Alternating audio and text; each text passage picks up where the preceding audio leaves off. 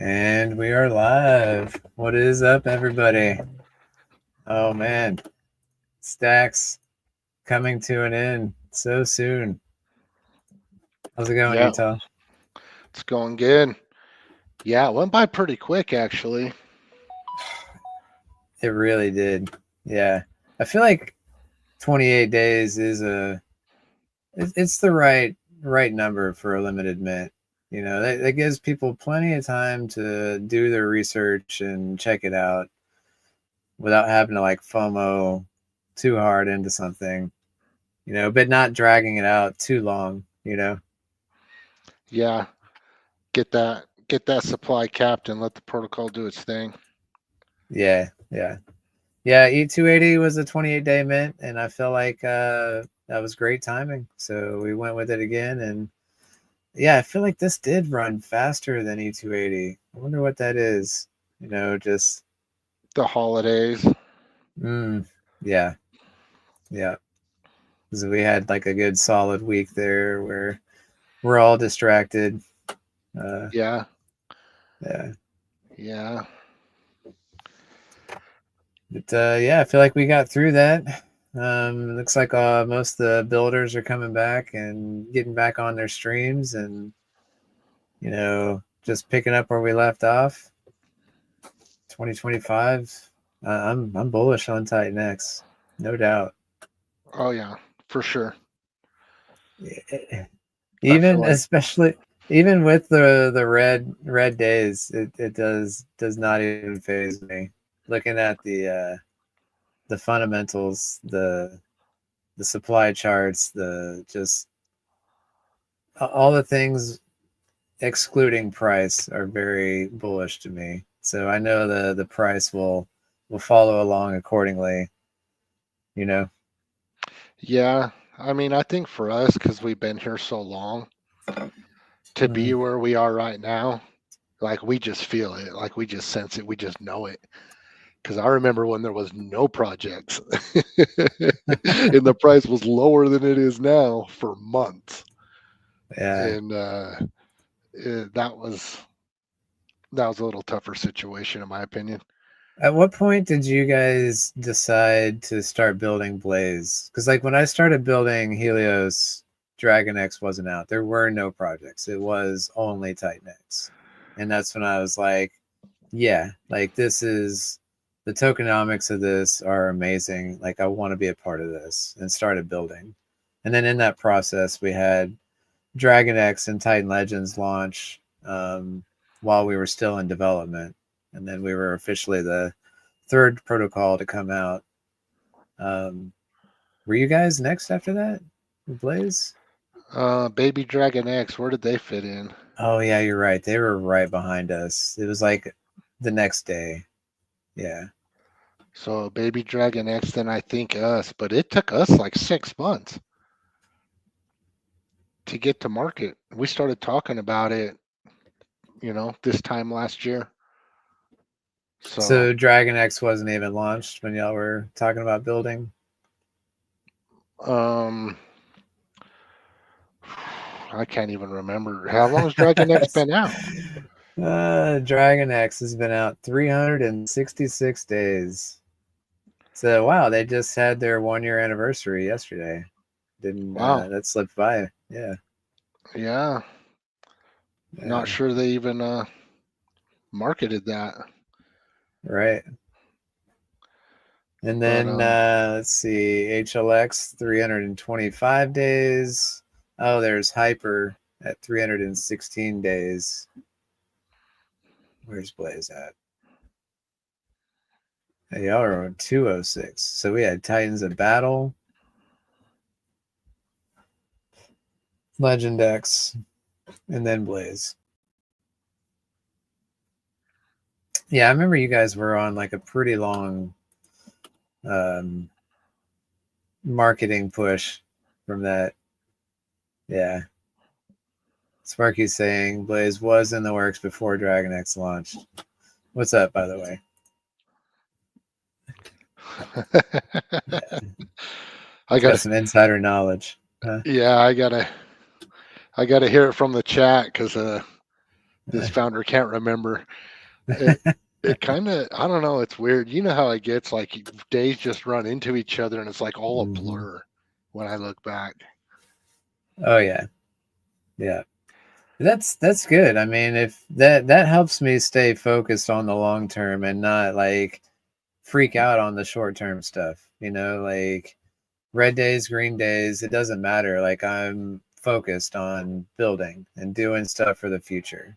And then you just wake up and you're like, oh wow, it's been another year, and like look at all that I've accomplished and look what's going on. And like to me, that's a lot easier than just worrying about the charts on a daily basis.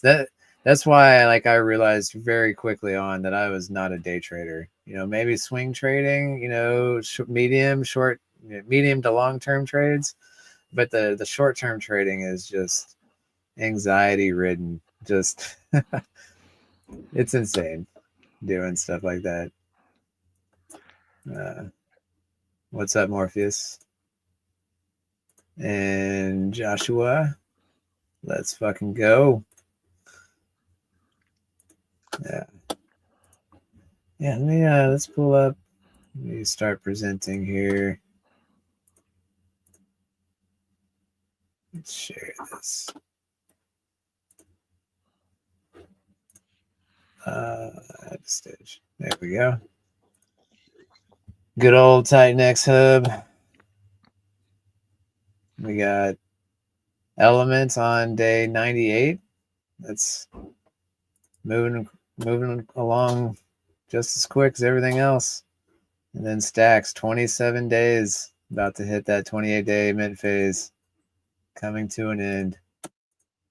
16 hours left. Oof.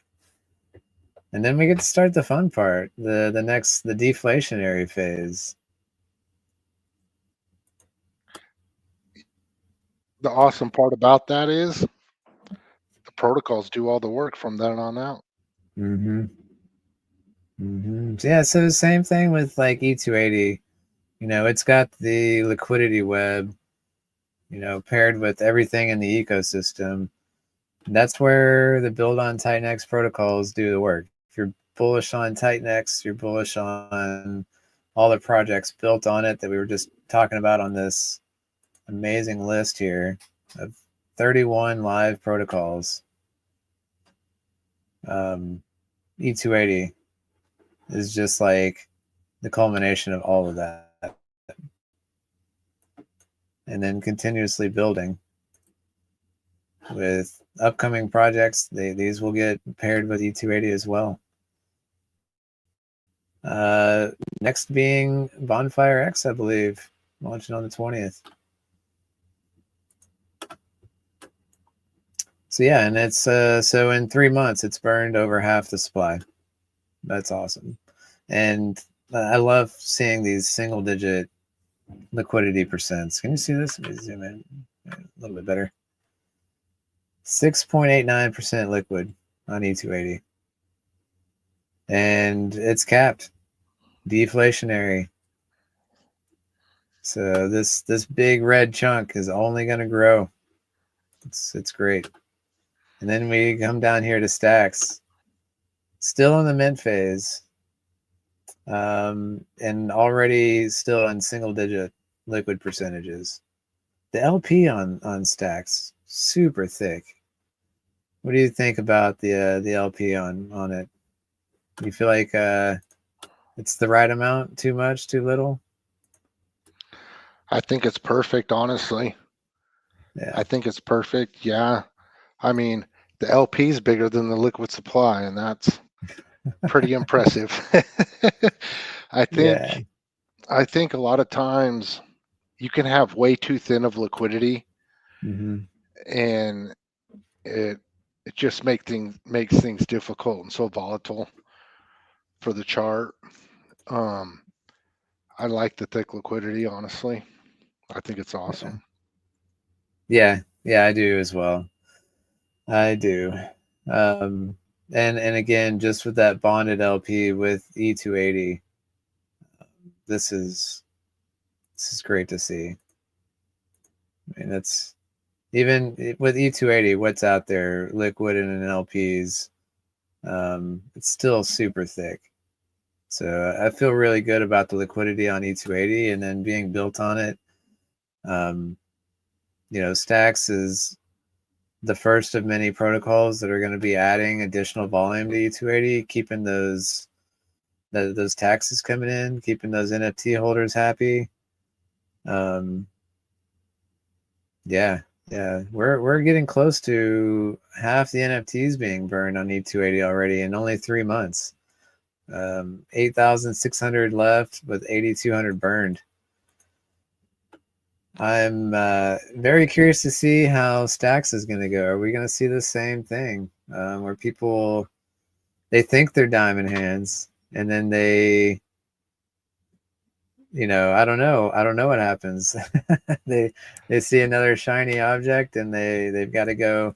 The FOMO is real in crypto. I think it's really hard to fight FOMO for people to hold what they have and see something out through the long term, and I feel like you can see that with Titan X as a whole right now. It's yeah, I think people are fumbling their bags. When you look at the fundamentals, nothing has changed. Are they all selling to go buy the latest meme coin with 80% founder allocation? Is that what they're all running to?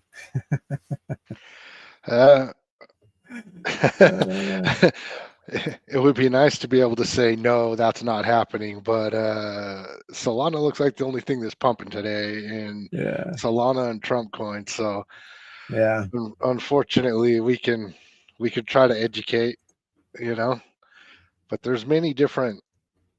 Man, that's why most people don't make it, right? I mean, yeah. not only do you have to hold through the bear market and while everything's down, but now the true test is, can you hold when other things start pumping? Because a lot of other things are going to start pumping, and can you wait your turn Mm-hmm. and just keep your position and not fumble at the very end and go chase all these other things that are already pumping, you know? Yeah, Like I mean, my conviction is so strong. I'm willing to let the market come to us.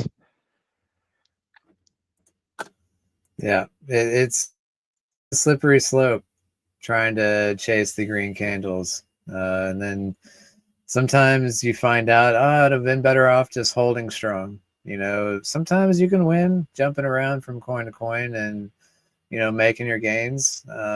But for me, I've been in crypto for 6 years now, and I've noticed there's a lot of plays that I'd have been better off just holding strong, just holding what I believe in, and not making all those. Because you tell yourself, well, I'm gonna jump over here, I'm gonna buy this, I'm gonna make some gains, and then I'm gonna come back to that coin that I was in originally, and then I'll just have a thicker position. And then it doesn't always work that way, and then you end up never coming back or coming back with a smaller position. And it's like, and then you're like, well, in hindsight, I should have just sat on it. I should have just sat on it. Like, I've said that more than once. So I feel like that's something I've learned in the 6 years, is to just stick to your convictions. And um, like you said, your turn will come, and you'll get rewarded nicely for being patient. That's something that crypto bros are. One of the hardest things to do is being patient. We're in this phase of just like instant gratification. Everywhere you go, there's just we want what we want immediately, and then we've got ADD, so then we move on to the next thing, 5 minutes later. It's tough to stay focused these days with all the stimulus that we've got. Yeah, That is so true. The society that we live in, constant mm-hmm. stimulation, bombarded at every single angle. Yeah, Um, but to get back to the original question, I honestly don't think that we're going to see anywhere near the burning of NFTs on stacks as early as we had on E280. E280 Hmm. was too juicy of a flip too fast. Yeah. If they can get a 2x, they'll do it. They will dump that token and they will do it. But with stacks, the minting ROI was never off the charts. Hmm. So I think that people that got into stacks, they kind of made an educated decision. They knew it wasn't a quick flip, and they were like, there is a nice ROI on here. I mean, a couple of them did burn, but I think for the most part, they knew what they were getting into and they knew how they were going to play it. Yeah, I think this is a massive indicator right here to me. When you look at just the legendary NFTs, these are the big players, and zero, zero, zero. It's LFG or bust. That's a huge indicator to me that the people in stacks understand the long term horizon of what this protocol could be. So I think I agree with you. I think the burning of NFTs is going to be slower. But you know what? We'll see very soon. Yeah, and I mean that's kind of what I hope it is, honestly, because man, this I love stacks and not just the rewards, but the actual um, price of the token and the backing of the token. Not financial advice, but I think it could do really, really well because there's buy and burns coming from all these payouts forever, and there's already no supply. So I feel really bullish about the tokenomics of stacks. Yeah, I have all the payouts up here. We can kind of run through. But yeah, like so, we've already got positions in Hyper, Helios, Blaze, Flux, and Eden. So that's five protocols that were spread across already. And then Ouroboros coming very soon. So that's why we've got this allocation, the distribution on pause currently, because we're going to wait on Ouroboros to come out before we continue the allocations. Building up a nice little bank here, over 50K at the current lows of Titanx. You got to think about that. Um, Titanx is in a slump right now. No doubt, in my mind, it rebounds. And then, what is the value of all these stakes moving forward? Uh, Nobody knows, but I am very excited about Ouroboros coming out in the next week or two, I believe. Um, Yeah, this is like this is the very, very first stage was mint, right? Token mhm. distribution. But I guess first stage is token distribution, but also grabbing a good position in the protocols that are out that offer staking. And then, as it rolls on, we just start adding new ones. And the beautiful part about it is if you mint a Stacks NFT, you don't have to do anything. Everything else just gets done for you. Dude and Mhm. I will have the protocols added, all of that. The contracts will be dev and we will have everything audited. And all you have to do is hold. And as the staking protocols come up, you'll just automatically be participating. I mean that this is the Element ecosystem, and what is that? It's the easy button ecosystem. That's and so Stacks fits right in with E280, E369. Literally just mint the NFT and chill. um, and just yeah, like I really like the concept of smoothing out these payouts because we've seen with all these protocols, and I'm sure future ones would be the same, where there's juicy payouts and then there's a dry period and then another juicy payout and then more dry periods. By having, currently five, soon to be six protocols, and how many are we going to have in the next year? A dozen? Um, when a protocol is running dry, it's okay. We can just sit on that because there's another protocol or two or three that do have some hot payouts coming up, and so that I really like the smoothness, like smoothing out of the payouts on stacks. Just by holding that NFT, you're getting more constant rewards coming in. That's what I'm really excited about. Yeah, And and you bring up a very good point. What happens when there's 10? What happens when there's 15? You know, and you're getting all these payouts from all these protocols, and you're getting nice payouts regularly. You know, so yeah, I love stacks. I love the tokenomics. I love everything about it, honestly.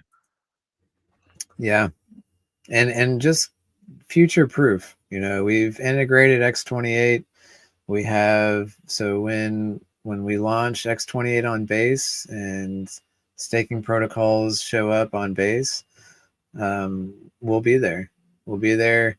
We'll be buying up their tokens, staking, locking them up forever, which, in my opinion, is supporting these protocols. We're adding buy pressure to every one of these staking protocols, helping support them. There's, to me, it's supporting both sides. It's supporting stacks and the protocol that we're staking in. But yeah, I mean, imagine being on Binance and Arbitrum, Pulse Chain. Like, imagine being on 10 different chains and having how many staking protocols are going to be across all those chains. Yeah, and with the way that um, the compounding amount declines percentage-wise, plus being spread out across these protocols, I think it's going to be a very, very nice balance of having a good position, but not being too big in any of them, to where we're not taking anything over, but we're just a whale. We're just a good, solid participant. Mm-hmm. We've got that chart somewhere around here. Yeah, here we go. Yeah, so we've got our sliding scale. Let me zoom in again. So we're about to come close on this mint phase where there was zero auto compounding. We really wanted to support the buy and burn up front. I think that's very important, and we did that. And so we've kind of got everything kick-started, and now we're about to start this sliding scale phase from days 29 to 299, where we start at 80%. So we do, we do want that snowball effect. The auto compounding is huge for this protocol. And, again, nothing needed from the user. You're just sitting on an NFT, and this is done automatically for you. But then every week we slowly scale that back and increase the buy and burn. So we build up this snowball, but not too large, and then we start peeling off of that until we hit this final phase where we just stay at a steady 20% auto compounding, which I love. Like, we're always compounding, but not too much. And then that's when we amp up to the 60% buy and burn. That's just forever funded by staking payouts. Just think about, like, all the buy and burns across the protocols, how they're relying on one thing or another. I feel like this is the most sustainable buy and burn to date. Yeah, like, the entire ecosystem would have to explode for us to not be getting payouts to buying and burning the Stacks token. Yeah, and those buy and burns are going to be extremely effective, seeing how there's not hardly any liquid supply as it is already, just in mint phase, and we still have very little liquid supply. And Mm-hmm. also that's a big chunk of Titan X getting pushed through that buy and burn, which gets swapped to X28 first. So 50% of all Titan X that we run through there is gone forever. So extremely beneficial to the ecosystem, especially over a length of time. Yes, yes, like exactly. So we're supporting the entire ecosystem with all of that Titan X burn. Yep. And look at it, 51 billion liquid. 51. That's so small. So small. Yeah, I mean, this is not financial advice, but on some rough napkin math, um, we can burn half of that with what we have in our buy and burn right now. And we will. uh, And one key point people need to realize is with Hyper, and Hyper is the only pool that is this way. But with Hyper, 100%, or I should say 80% goes to the buy and burn. The other 20% goes to rewards and Genesis. But we got a 369 payout coming from Hyper here pretty soon, and that's going straight to the buy and burn. So pretty sure there's not going to be a ton of supply left after that mhm. happens. Yeah, right. That's in about 50 days. That's pretty short. Yeah. And we have quite a bit staked. We have quite a bit. It was definitely it was over 5% last I checked. Which that's 5 whales status. I mean, yeah. And yeah, I agree with you. This is gonna be so fun, capping the supply here and just watching this just get obliterated. Uh, so do you think even with that, like if you know if the liquid supply does get obliterated, you think NFT holders still hold? No, I don't know. Yeah, It's tough. I guess we'll see. Keto brought up a good point. The commons may go, but the LFG or diamond hands. So he's right, because why would you Yeah, mint that bonus if you didn't right. plan on holding? But still, most of them are LFGs. Yeah. Everybody, so the people that minted, most of them minted the LFG. So I really think that the people that got into stacks, they they knew what they were doing. Yeah. I think for the most part they're diamond hand, but yeah, where does it end, right? What is what is that magic number where you start burning NFTs? Um, I mean, we're on the press of probably the biggest altcoin season in history, and what are these pools going to be like? What are these payouts going to be like? What's all this going to look like in the height of a bull run? Yeah. Oh man, so excited! Congratulations if you minted because you have a little bit of vision and Hmm. probably some patience, and you saw the writing on the wall. So good job. And like think about, so with E280 there's 8,000 NFTs. So an NFT burns, and your share of the pool goes up, like 0.001 or something. Think about the Stacks NFT getting burned, less than 400. Like if people do burn, your share of the pool is just going to be massive, so fast, so fast. And then, the diamond hands are going to be getting these staking payouts from all these pools. There's 245K coming up in Hyper. Blaze, there's another 22K there. 400K coming up on this one in 80 days. 400K. Nice Yeah, job, Utah. and that's at today's ETH prices. Yes, So what yes, happened? in ETH. Where's Ethereum at in 90 days? Uh, You know, I would speculate it goes higher. oh man, we got Eden coming up in 30 days, another 163K. These are some good payouts. And that's what I'm saying. Like, you don't, there's zero in some of these pools. And like normally if you're in this, you're like, well, I'm just waiting on this one big payout. We don't have to wait. We've got a stake in all of these pools. These, by the time you hit a big payout, like it'll be like, oh, there's another one coming up in a few days and another one. Oh man.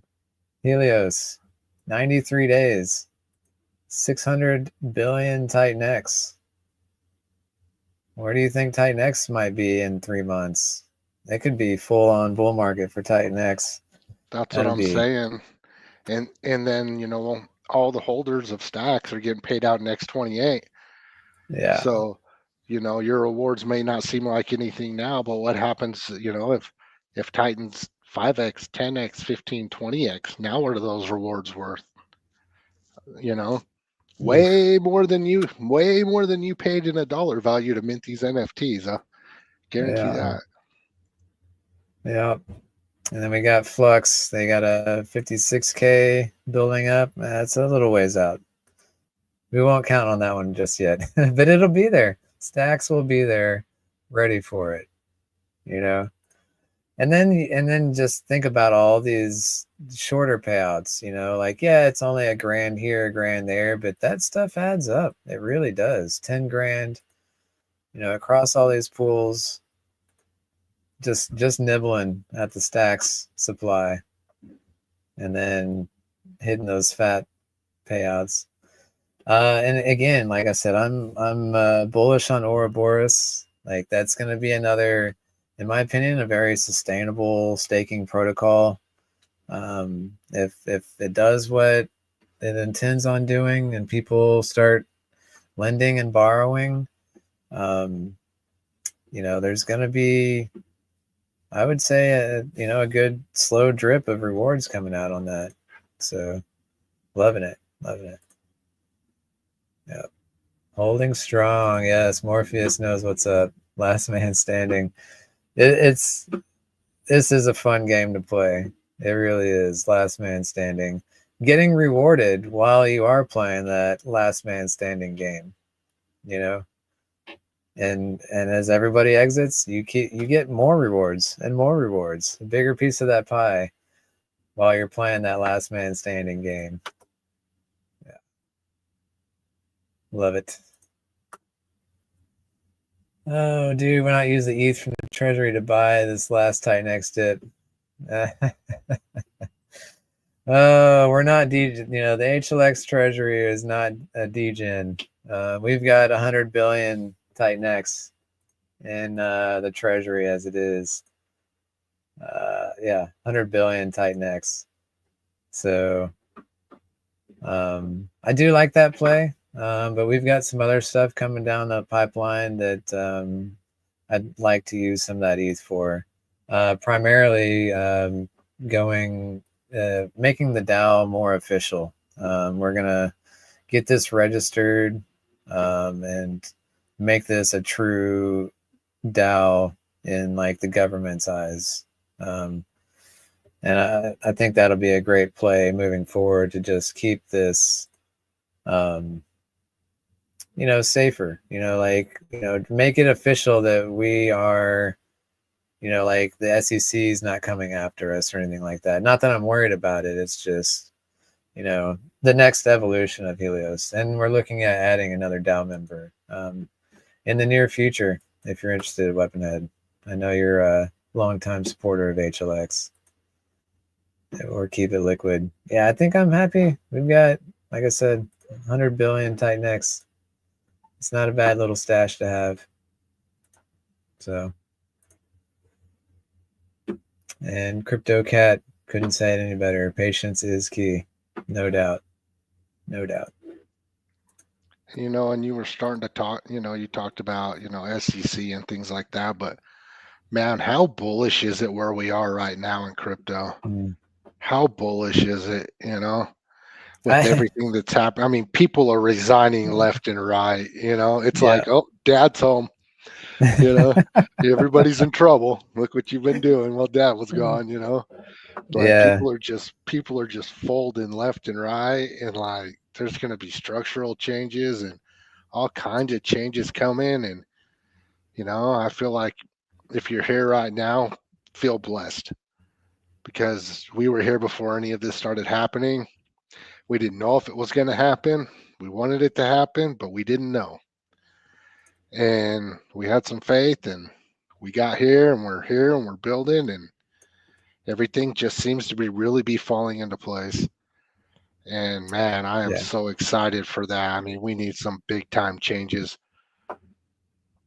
Yes. Yeah. I try not to get too excited, but it does feel like big things are coming. It really does. Um, and I'm happy to be here. Like this is going to be awesome, no doubt. And Titan X, I think is going to do well. I really do. Like I'll keep saying it. The fundamentals are strong. The tokenomics are strong. Hyper deflation, and STAX going to be at the top of that list and supporting that deflation of Titan X. We haven't even gone omni-chain yet. Like, that's a huge milestone to hit that we haven't even gotten to. Just talking about it. It is a marathon, not a sprint.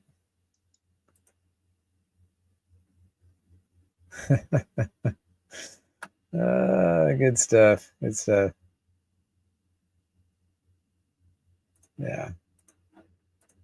So I just got a message from Brandon. He says he'll be here in about 10 minutes. So that'd be cool to say what up to him.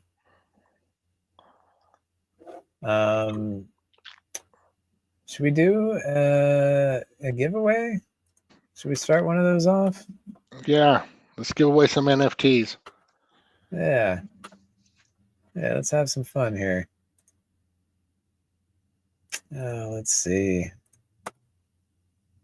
How do you want to do this? Just, I guess, first one to answer in the chat with the correct answer wins an NFT.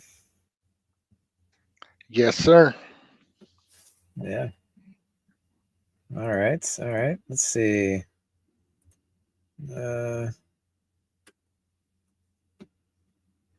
I'm going through this list.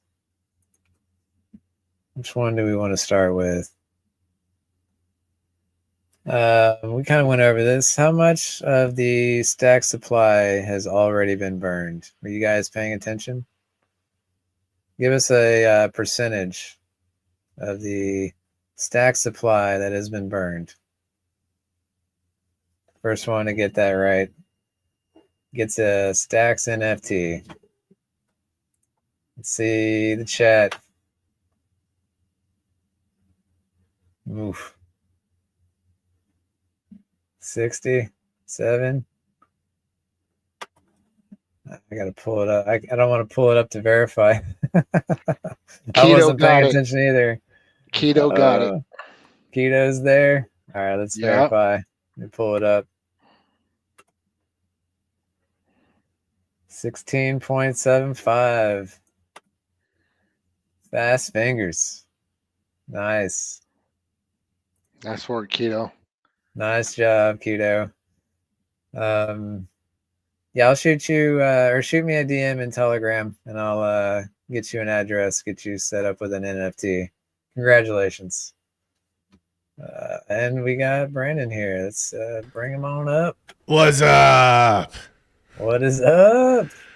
How's it going? Yeah, man, that tried to give you heads up, man. Sorry about that. So this is not normal of me. So how long you guys been going? About 30 minutes, 40 minutes now?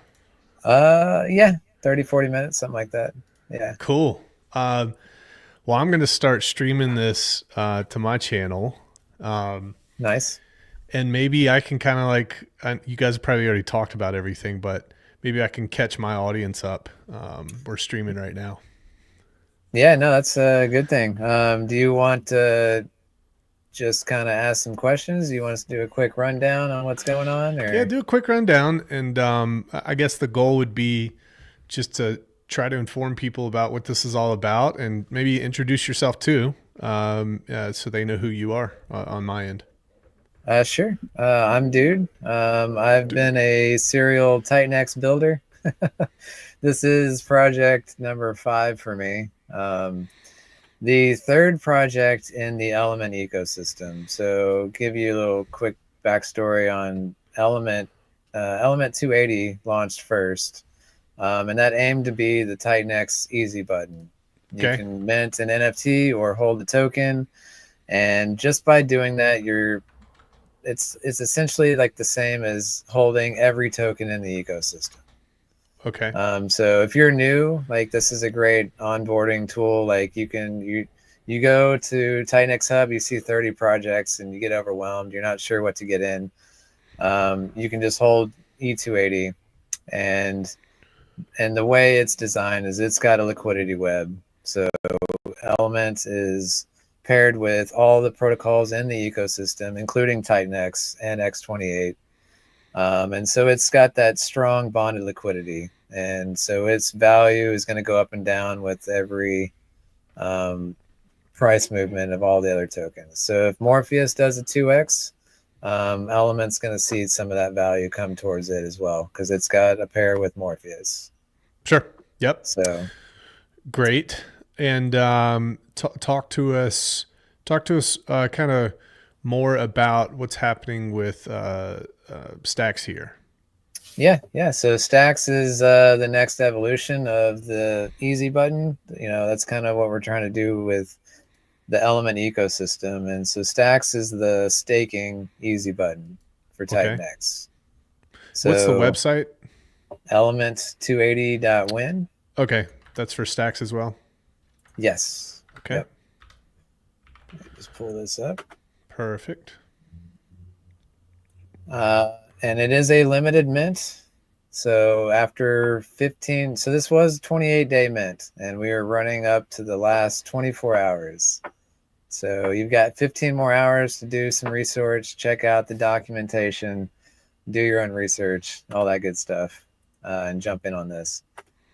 So there is a token and there is an NFT that is backed by the Stacks token. Okay. And the really the value proposition here is we've currently got 5 protocols that we're staked in as it is. With Ouroboros launching in a couple of weeks, we're going to add them, so they'll be our 6th protocol that we're in. Mm-hmm. So just by holding the token or the NFT, it's like having a piece of every one of these stakes. So we're in Hyper, Helios, Blaze, Flux, Eden. So these are all staking protocols in Titan X. And as payouts come in, those payouts will go towards rewarding our NFT holders in X28 tokens, and then also funding the buy and burn, which is buying and burning the Stacks token. So we're going to, just by holding the NFT, you're getting X28 rewards, and that supply of Stacks tokens starts shrinking. It's deflationary as soon as this mint phase ends. And your NFT is backed by these Stacks tokens. So at any point you want to collect on those, you can burn your NFT and collect those Stacks tokens. Cool. So so this has been going on for 27 days now. Is that correct? Yes, sir. Yep. Okay, cool. Mint cost is 1 Titan X, and then so once that Titan X goes in, are there any other input tokens for that? You can select ETH as well. Okay. If you don't have any Titan X, and again, this is aiming to be that easy button. So if you're new to the ecosystem, you can bring your ETH to the table. You don't even need Titan X and hop on in. If you're already in the ecosystem, then you can use your Titan X and get in. Yeah, the mint cost for the tokens is straight 1 for 1. So 1 billion Titan X will get you 1 billion Stacks. Currently at a 17% ROI. Awesome. So you're gonna the Titan X that you collect, or the ETH that you collect, the Titan X side. Is that going to be the first 200 billion is going to be for LP, correct? Yes. Yep. Okay. And that's already been used and created. Right. It already has been. Good. Yes. And so that was converted to X28 in order to do so. Correct? Is that LP's X28 and STAX? Is that correct? Yes. Well, so the Stacks LP is actually paired with Element 280. And then X28 element, correct? Yes. Yeah. So we use some of the X28 to thicken up the X28 E280 pair. Just because so the buy and burn is using X28 to buy element, and then that element buys stacks. So we wanted to make sure that had a nice thick LP to run through there. Okay.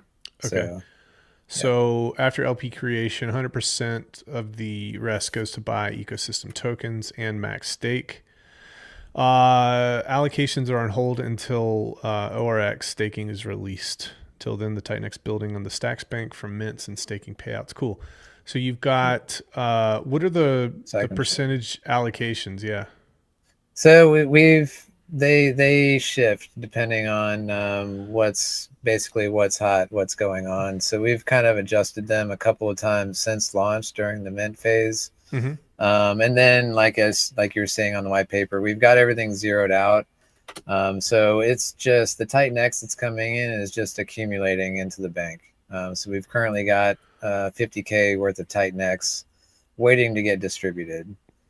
So the game plan here is once Ouroboros launches, we're going to launch our Ouroboros staking contracts. I'll get that audited just like the rest of the protocol has already been double audited. So we'll get that audited, launch that, and then we'll readjust those percentages and distribute this 50K worth of Titan X, with the majority of it going towards Ouroboros to kind of get that caught up. So if you see here, we've already got 18K in Hyper, some Helios, some Blaze, Flux, Eden. We already have these staked, so we kind of want to get Ouroboros caught up to that and kind of, we try to keep it somewhat even. Got it. Okay. Yeah. I've got horrible manners. Utah Crypto. What's up, buddy? Hey, how's it going? Good Sorry to be about on that. stream with you. No worries, man. I'm glad you came right in and started asking questions. Yeah. That's good. That's just exactly what we kind of want, because me and Dude, we know all about this. So we wanted some fresh eyes to come in and start asking about the protocol. So this is great. Glad I'm kind of scanning through the white paper. Are you involved with this, or is this solely yours, or what's this look like? Yeah, we're in this together. It's Utah and I. Good. Yeah. Great. Okay. Interesting stuff here. Go ahead. I was just going to point out, Utah's been around in Titan X for a long time. He's part of the Blaze. He was part of Inferno as well. And this was Utah's idea. He, when he saw Element 280, he loved it and loved the concepts, the NFTs, the way it's all built, and then said, you know what? And he came to me and was like, we need this with staking. And so we kind of blended the E280 fundamentals with staking, and then that's kind of where we came up with Stacks. Cool. Utah, man, you're everywhere, dude. You're supporting everybody, dude. I'm trying, man. I am. My conviction is very strong in Titan X for sure. So, yeah, I mean, what a great community to be part of, right? I wouldn't have it any other way. No, you probably have like a Keurig on your desk, don't you? No, I got an old school pot and I'm drinking coffee out of a can, cheap stuff. It's not good, man. It's not good. He's got a Camel pack of coffee. He just walks around with it all the time. Awesome. All right. So what's this about the reward pool? Let's see. This is gets filled with Titan X and X28 from staking payouts. All are compounding buy and burn diamond head pool as well. Yeah. So the auto compounding is a big factor in Stacks. That's I feel like auto compounding is pretty self-explanatory. That's what really snowballs these stakes. So we're using staking rewards. That's what's coming out. We've got our stakes. The staking payout hits, and this is where we're putting these. And we've got 3 different phases. So during the mint phase, we were doing zero compounding. Primarily, we were feeding the buy and burn. So that was, obviously everyone loves a good buy and burn. So we wanted to make sure that was stocked up from the get go. And now that is, and we're getting into the end of the mint phase. So tomorrow we're going to be in this sliding scale where we drop the buy and burn to 0 and we increase the auto compounding to 80%. Okay. So we're really going to just get snowballing from the beginning. And then once a week, we drop it down 2%. So the next week it'll be 78%. And we increase the buy and burn. So it'll be at 2%. And then we'll go to 76% to the buy and burn. And then once we hit about 300 days in, this will be the final stage we've got here, where it's 20% auto compounding forever and 60% to buy and burn. The NFT holders is a static 10% through all of this. Diamond Hand Pools 2%, which that may actually never get triggered. That's something that needs 12,000 multiplier points to kick off, and we are currently, let's see where we're at now. We're at 7,800. So if that never kicks off, it's just going to be a straight 12% to NFT rewards. Got it. So when do you how do you foresee this protocol doing when things really, really start picking up in the TitanX ecosystem? Like what are your theories about that? I mean, if TitanX, starts turning around and it starts doing some green candles, as you know, there's bonded liquidity with all the protocols. So I think all of the protocols will get a nice boost.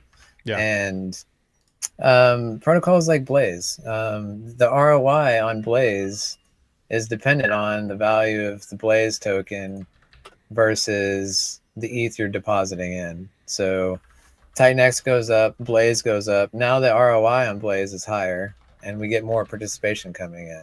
And now that staking pool grows even more.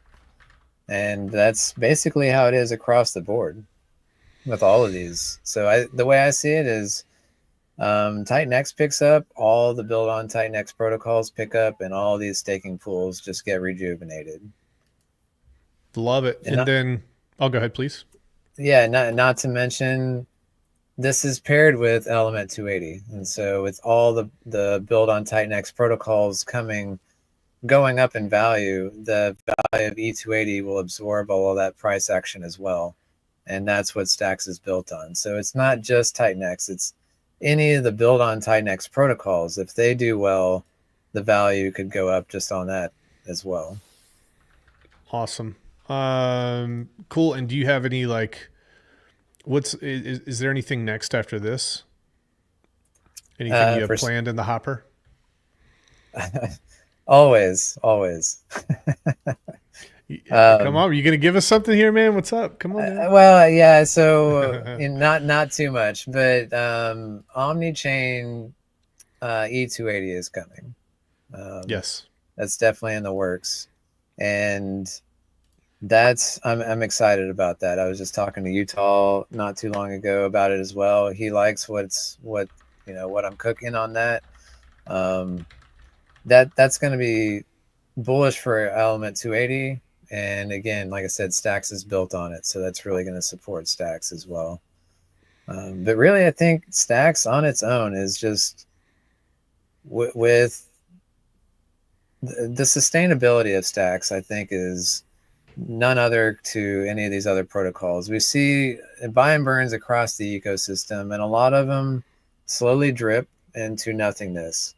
Whereas I feel like this one is, it's being fed from these staking payouts. So just like we were talking about, if TitanX does anything, all these protocols are doing something, and we're getting those staking payouts. And so it's going to be more of a sustainable buy and burn.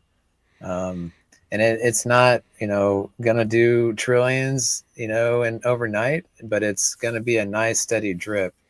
And being across, imagine, a year from now, how many staking protocols are there going to be? Right. not just on ETH, but on Base and Binance and Pulse Chain. And we're going to be able to get into all those staking pools. So imagine Stacks having a dozen stake positions across the ecosystem. Now that's consistent staking rewards, because even if one or two or three protocols are running dry and we're waiting for a big payout that's 200 days away, that's okay, because we've got 7 other protocols that are paying out, and it really does smooth out your payouts, as opposed to running hot and dry and hot and dry.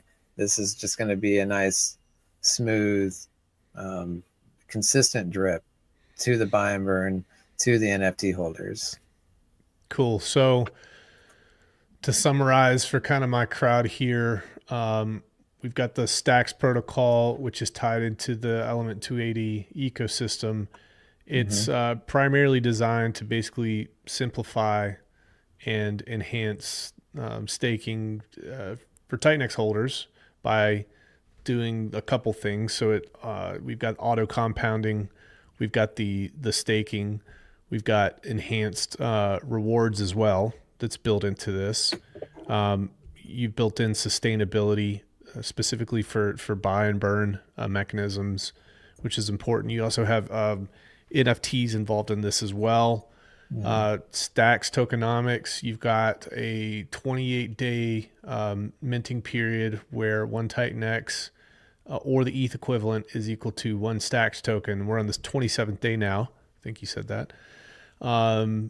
It's also deflationary, Stacks is. So after the mint phase, the supply is capped, and deflation is basically enforced through the buy and burn mechanisms.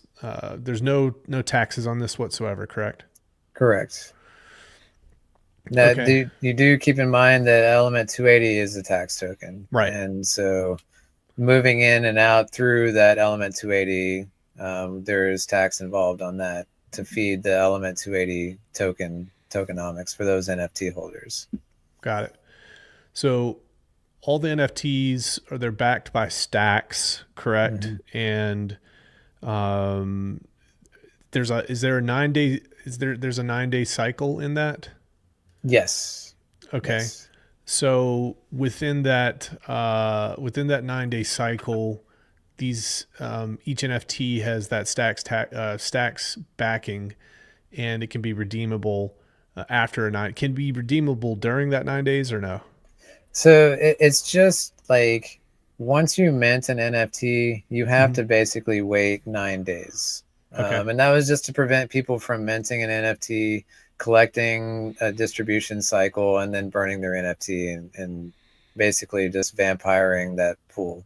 So that's why we made it to where you have to wait 9 days. But after that 9 days, you can burn that NFT at any point you want. So like no matter what cycle it is, where in the cycle, it doesn't matter. When you want your tokens, you just come to right here, you select your NFTs that you want to burn, and then click that, and it'll burn your NFTs and send you your tokens, and then you're free to do what you want with those. Okay. Perfect. The liquidity. How much have you guys? What's been the mint amount dollar value so far? That's a good question. We are at 288,000 USD. Awesome. Cool. So mint phase, we've got 80% buy and burn, 10% NFT holder rewards. Is that correct? Yeah, which like I said, the diamond hand pool is not Yeah. triggered until we have that, so it's actually 12%. Okay. Is there a Genesis reward as well? Yes, there's an 8% Genesis allocation. Got it. This is pretty standard across the ecosystem. Yes. Sliding scale. So after day 28, the auto compounding decreases from 80% to 20%. Yep. Okay. Yep. And the buy and burn slowly creeps up. So it creeps up over that time period up to what was it, 60%? Correct. Okay. And the NFTs, the Diamond Hands, and the Genesis Pool retain everything that they have. Hmm. Post sliding scale. So after day 300, 20% auto compound, 60% buy and burn, 10%, 2%, 8%. Diamond Hand Pool, Genesis rewards. Okay, cool. Just kind of scanning over here. Well, good, man. I think that pretty much outlines it. You've been working your butt off, yeah? Are you the primary developer? Yes. Yeah. Yeah. Cool. No, like actually writing the code. No, no. Yeah. I do know, like I can read the code. Like, so I tried to build Helios myself and then quickly realized I'm way over my head. Mm-hmm. Like I haven't coded in 15 years and thought I could just get into the swing of it. And I was like, no, this is ridiculous. So, um, yeah, so I've got a developer working for me to build this stuff. But it's really nice to be able to actually read and understand the code and be able to talk to the dev and like really be on the same page with what I want. And so like when he's building it and I can actually look at it and see the logic and be like, yes, this is how I like that's how this is being built. Oh, this actually I think it should go like this, and it's a lot easier to be on the same page and know that when I launch a protocol, it's exactly what I wanted it to be by design, and there's no surprises because I'm auditing it myself before we send it off to audits. You know what I mean? To Yeah. make sure it Internal is what I audit. want. Yeah. Yeah. You don't want surprises after you've launched. That's for Right. sure. Right. And be like, oh, I thought it was going to work like this, and the dev's like, oh, well, I thought you meant like this. And it's like just subtleties could be missed and like something, um, you know, couldn't have worked out the way exactly the way you wanted it, where I feel like in the position I'm in. And it's also great. My dev, he says every time, I love working with you. Like I think it's refreshing on their end too, because I understand what's required of them. And I'm not like, asking, him to do ridiculous things, like in the design, I'm understanding what it's required to develop that and go, you know what, that's too complicated. That's going to kill us. Like, let's simplify this section or, it's just, it just runs smooth. I'm really happy with the setup we've got. And we have a super solid dev. I love the work that he does. Every time we get them audited, the auditors, they say, man, we love it. The code's super clean. There's always very few issues. And they're always, giving us handshakes and yeah, love it. Better So take good care of that guy. yes, yes. Yeah. Yeah, it's a dime a dozen. You got to hold on to those people if you find good developers. That's for daggone sure. Yeah. Yeah. Good stuff, man. Yeah. Yeah. So what's getting you excited about things moving forward here? With STAX specifically, I'm just excited to move to that end of the mint phase and start that deflation, and really like with Element 280, we've seen tons of people burning their NFTs like right after mint close. People were burning and cashing out on their tokens, and Utah and I were talking about it, looking at the stats. It really looks like there's a lot more diamond hand players in stacks. So, we can speculate how many of these people are going to burn their NFTs, and essentially cash out and go away, and how many people are going to be in it for the long haul. So I'm excited to like see that in action, and week after week, how many people stick around and who doesn't. Yeah, 400 minted so far. That's correct. Yep. Yeah. Cool. Yeah, there's it's interesting. Some people just they don't pay any attention to NFTs, and then for other people, it's just some conscious thing kind of built into them. Like this is a cool thing. I want to have it, and they stack these things like crazy. So it's real neat that you're appealing to that crowd with this because not many projects do. Well, I tried to do that? Yeah, and I tried to do. It's funny because I was one of those guys that was like, "Fuck NFTs." Like, I don't want it. Like, Right. and then This is like more of a utility NFT. It's not just a pretty picture. You know, it actually gives you rewards and has a backing. So you're not like, it's more liquid, you know, as opposed to having to list it on OpenSea and then wait for somebody to buy it. You know, this is, if you need it now, like you just burn it and now you've got that token backing immediately. And then Yeah. you go to Uniswap, whatever you got to do. So it's like, it changed my mind on what NFTs could be. And then Yeah. having having Oh no, please go ahead. Yeah. the dilution proof setup where like your share of the reward pool only can increase as people burn their NFT. Your share of the pool now grows without having to do anything. Last man Whereas standing. exactly. And Yeah. while you're doing that last man standing game, you're still getting weekly rewards. So you're getting rewarded to just sit there and hold on and play that last man standing game while the token supply is just getting burnt. And it's a fun game, you know, and it, like with Stacks, we modeled it after that because it was such a fun game. Yeah. Looking across crypto and like looking across decentralized finance, are there any protocols that like you really appreciate and you've kind of drawn inspiration from? He's like, it's just mine, man. It's just Element 280. I mean, what I got to say? It's interesting because I had a lot of people come to me and they're like, "Oh, that's like Watsa," and I was like, "What the hell is Watsa?" And it's a pulse chain protocol that it's some kind of last man standing game.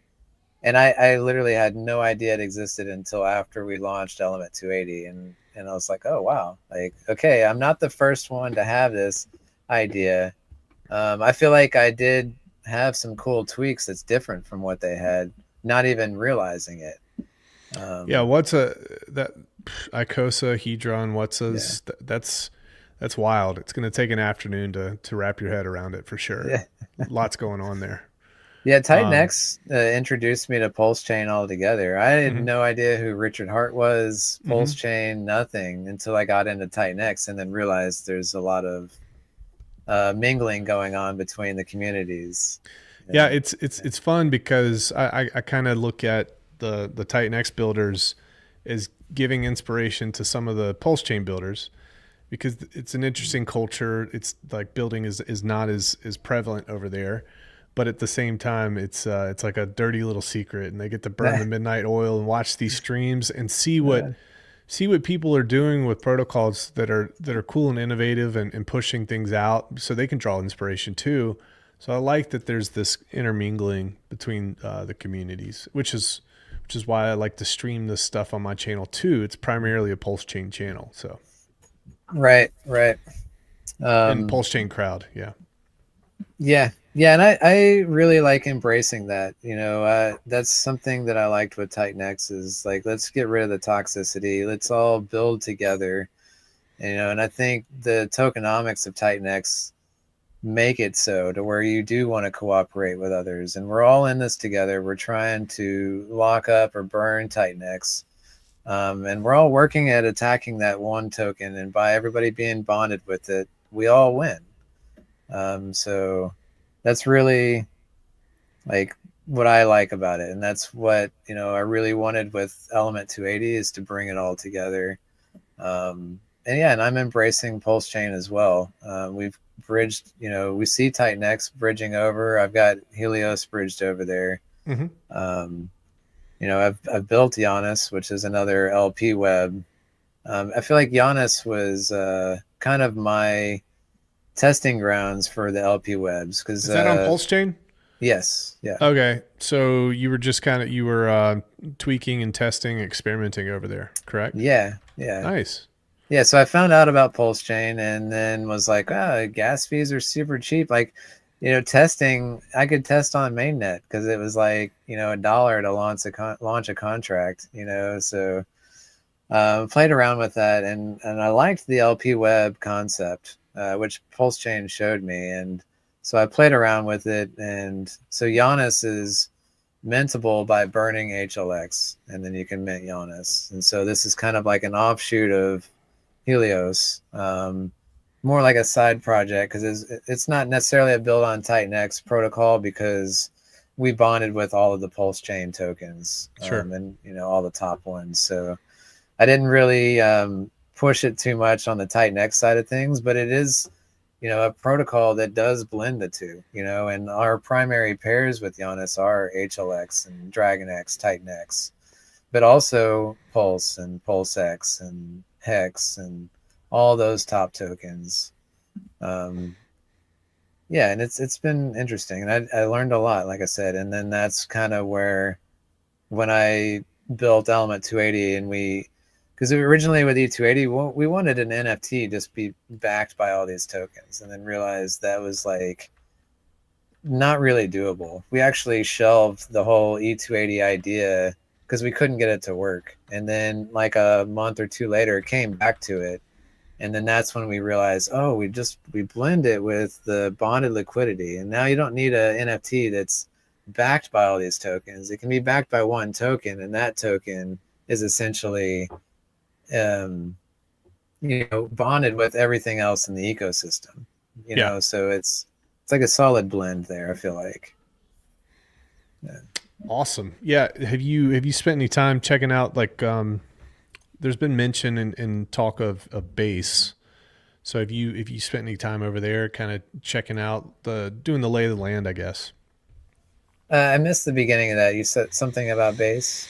Yeah. There's been talk of kind of shifting over towards base, and I was just kind of curious if you've surveyed base at all, and maybe what you've found, if you have. I just feel like, for me, Coinbase is like the number one centralized exchange in America. And, if I were Coinbase, I would be funneling those users to their chain, to Base chain. So to me, it just seems like a great place to introduce yourselves to all of the newer crypto users. I think a lot of people that are new to crypto are likely landing on that chain. And it has low gas fees, quite a bit of volume. So it just seemed like a no-brainer to me to just like expand. Like, I do really like and will expand to all of these chains, like with X28 going to all these chains, I'll be right there with it, no doubt. I think it's an amazing play to make. And again, like, I'm not married to any of these blockchains. I do really like ETH. It is that, that first builder, and like it does have that first mover advantage. But as you can see, the gas, it's so many people there. The gas fees are crazy. Like, it makes sense to expand to other chains, because I'm not an ETH maxi. I do love ETH, but I'm like I said, I'm on Pulse chain. I'm looking at Base, Binance, Arbitrum. Those are the next few chains that I think I'm going to expand to. Exciting, man. You're taking names, dude. Good job. I'm addicted to this. Like, as a crypto investor since 2018, it's all been kind of on the sidelines. And now I feel like I can take destiny in my own hands. And like these protocols that I'm building are stuff that I would participate and do myself. Like, I feel like there's value to what I'm building and adding to the ecosystem. And now it's like I'm not just sitting on the sidelines. Like, I'm building my own destiny, and I feel like there's more power in that. Like, I'm not just sitting on my hands, and waiting for green candles. And it gives me something to do instead of sitting there looking at the charts every day. Like, I've got my head down, designing and building, working with devs, and like, I look back up and it's been a month, and you're like, oh, like, I've missed a month of charts, and it really helps you zoom out on things, which I'm a long-term player in all this. I'm not expecting 100x overnight, but I'm a big believer in crypto in general. And like, where are we going to be at in 2 more cycles in 8 to 10 years? Like, that's what I'm looking at. Yeah. I like that you have that mentality.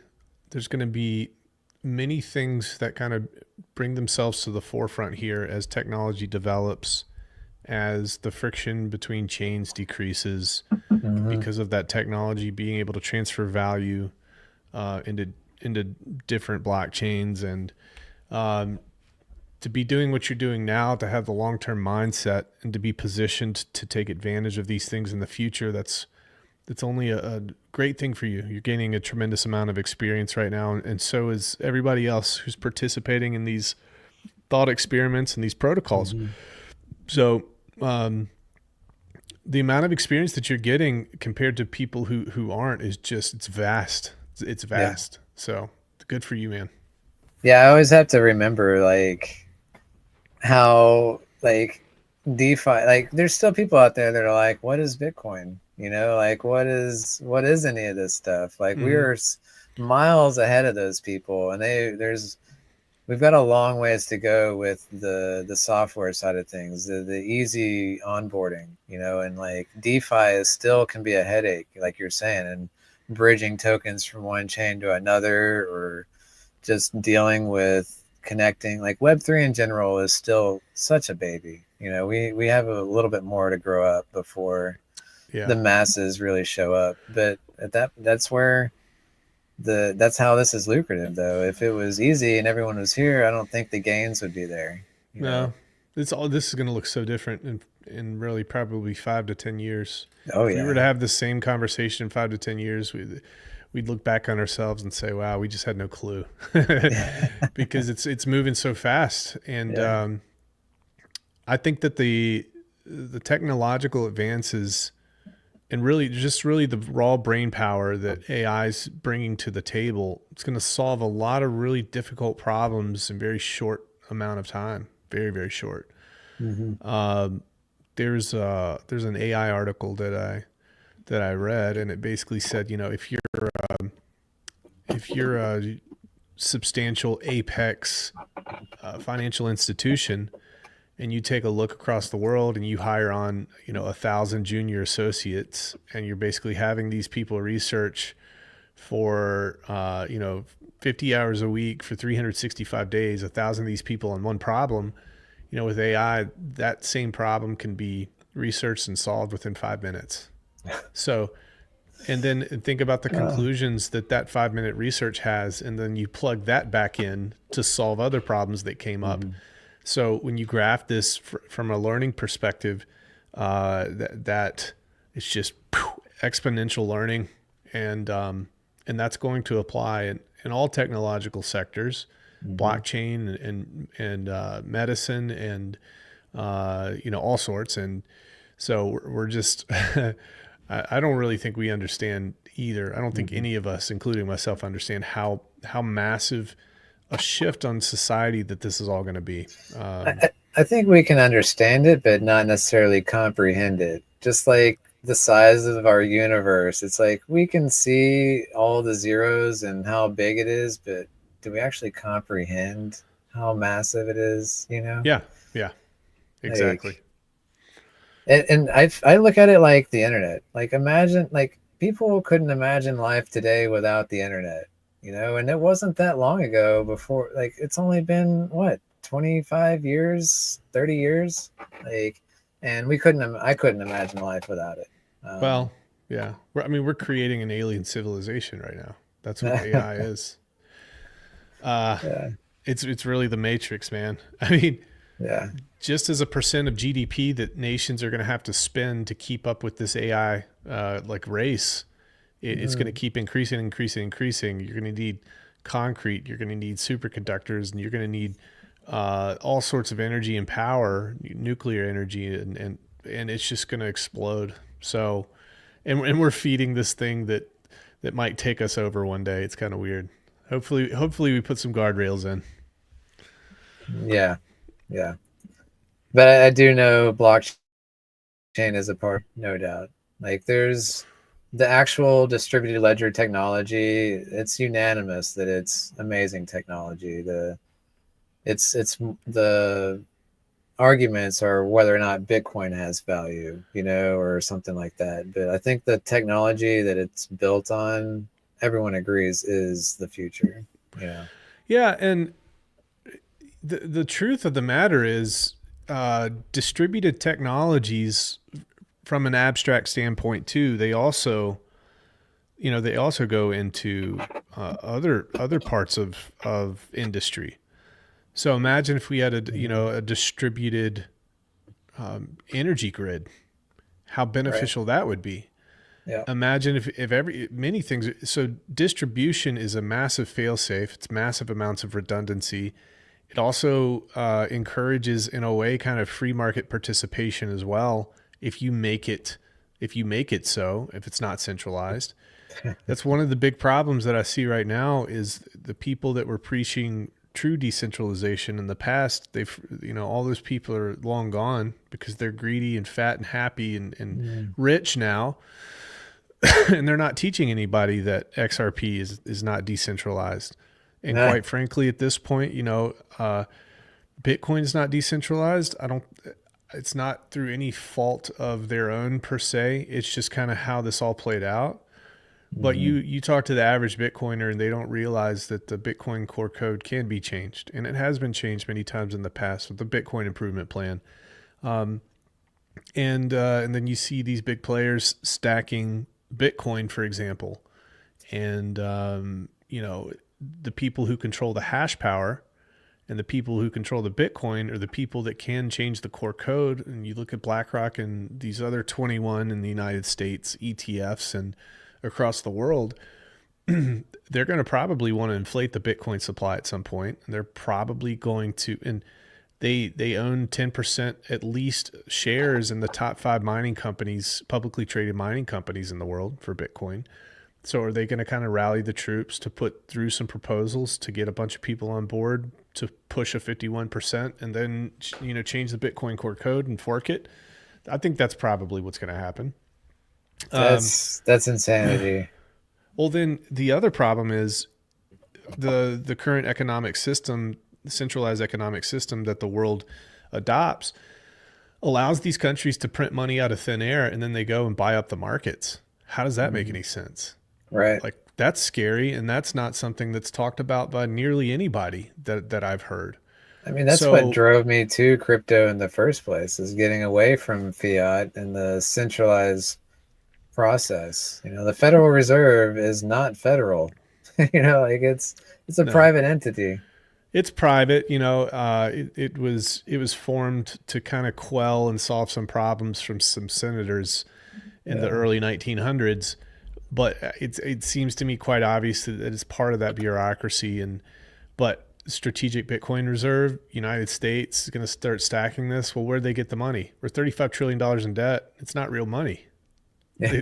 So let's have these conversations and say, well, wait a minute. The old model and method of countries was, you have a society that is doing very well in terms of financial literacy and financial stewardship and financial responsibility, until you have a monarch or an oligarch or somebody who can influence politics come in and say, you know what, let's go ahead and remove these checks and balances. Let's remove the gold standard. Let's remove these things that allow us to keep our balance sheet actually balanced, and let's start printing money. So what do? They go into debt, and then they have a deficit. They go into debt, they print more money, they debase the currency, and then they have to find a way to transfer debt to a new currency. So in my mind, and this has happened many times in history, debt, deficit, debasement.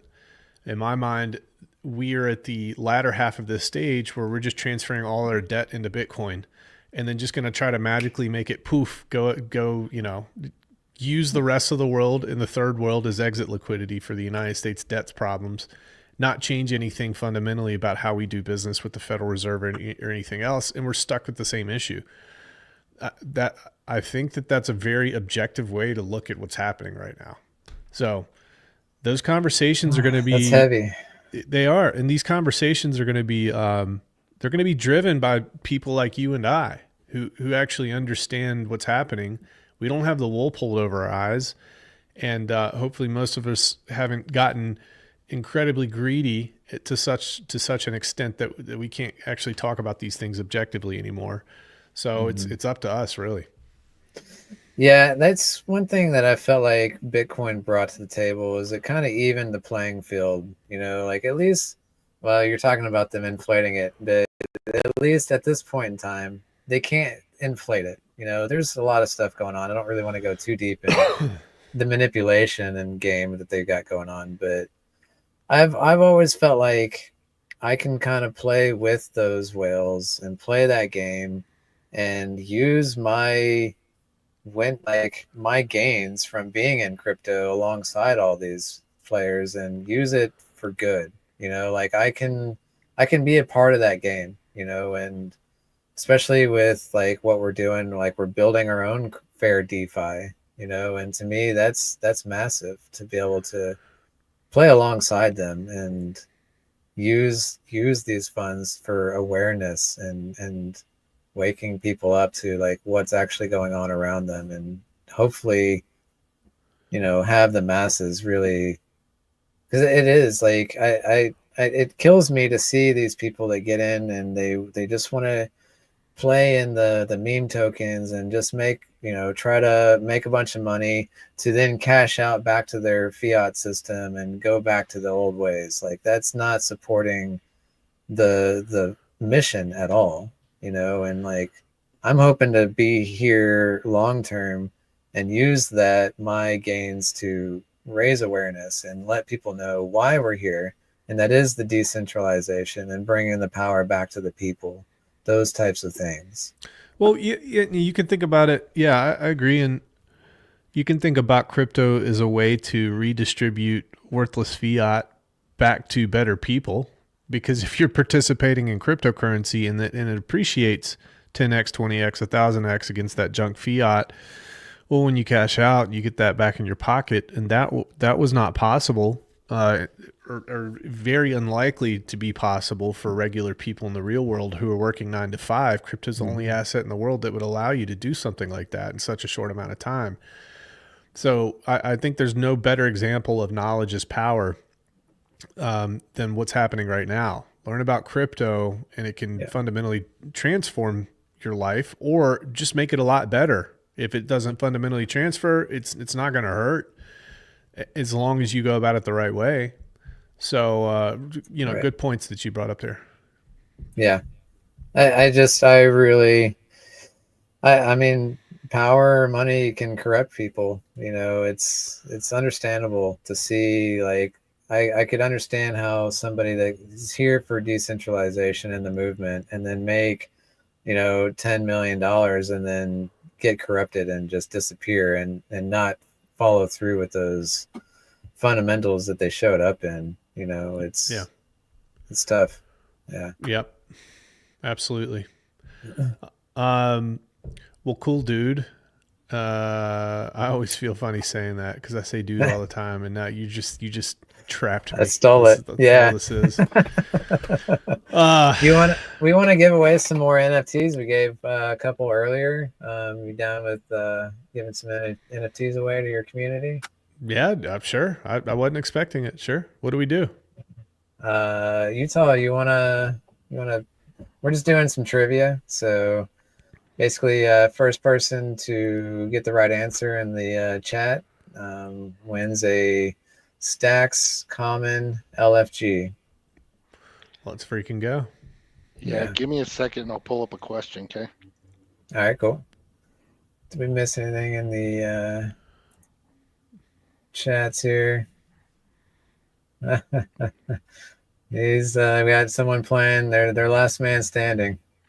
And I like to say, like, it's people say they're diamond hands, but when you're up 2x, 3x, 5x, are you still gonna hold, or are you gonna burn your NFT and take those tokens and run?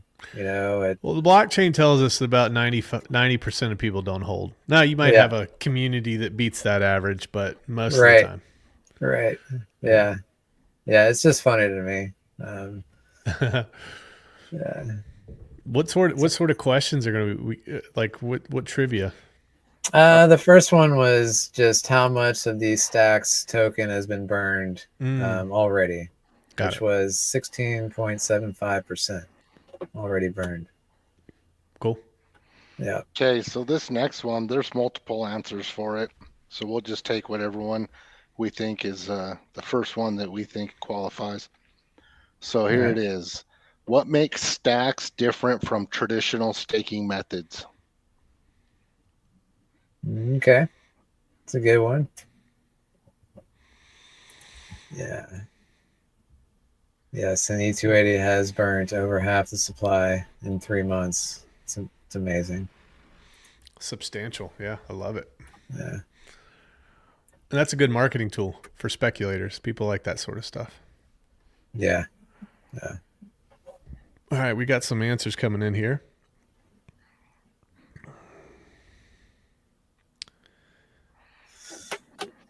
I wonder, are you guys able to see the people that are commenting on my stream?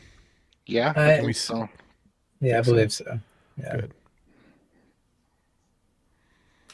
So we got the first answer. It's the staking easy button. Is that acceptable? I don't know. Let's see. I think it doesn't really. Let's see what else we got. What do you think, Utah? What's going on? I'm reading them all. I think Tanks is probably the closest, being able to evolve to different blockchains. Stacks pays the users through multiple stakes and different protocols on different chains. Tom says it's Yeah, probably we can give two out. We can give one out to Tank and one out to Tom. awesome. Yeah, let's do that. Well, there Okay, you go. Tank will.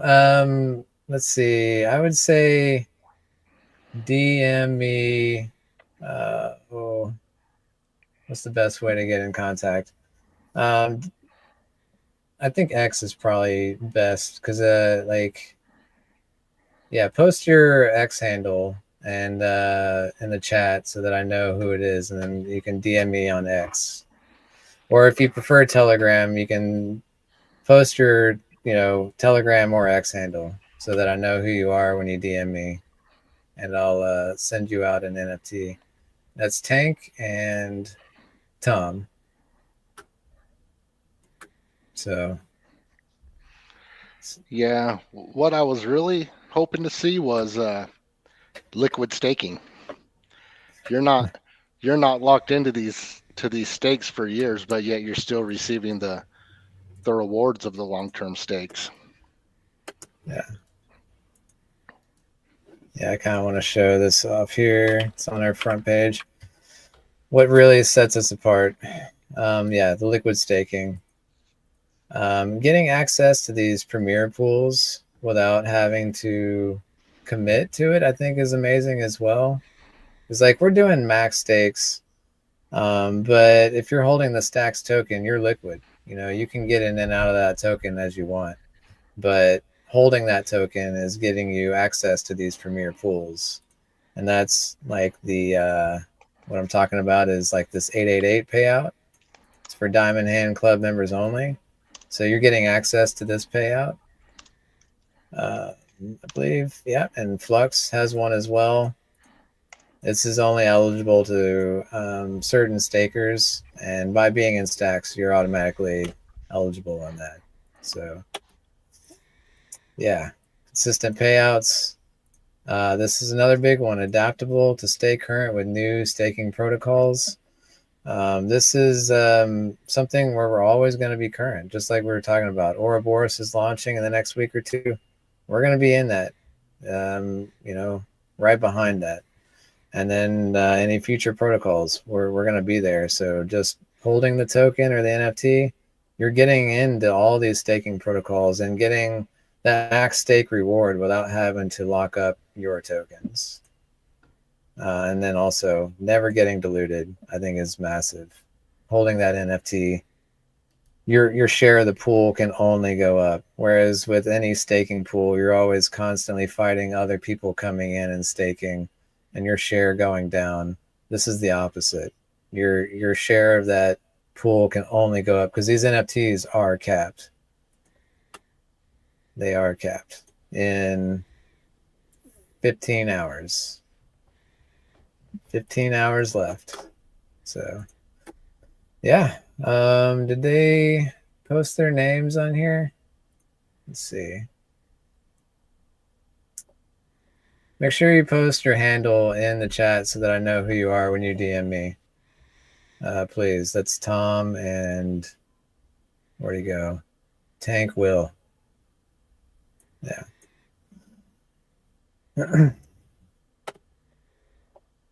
Yeah.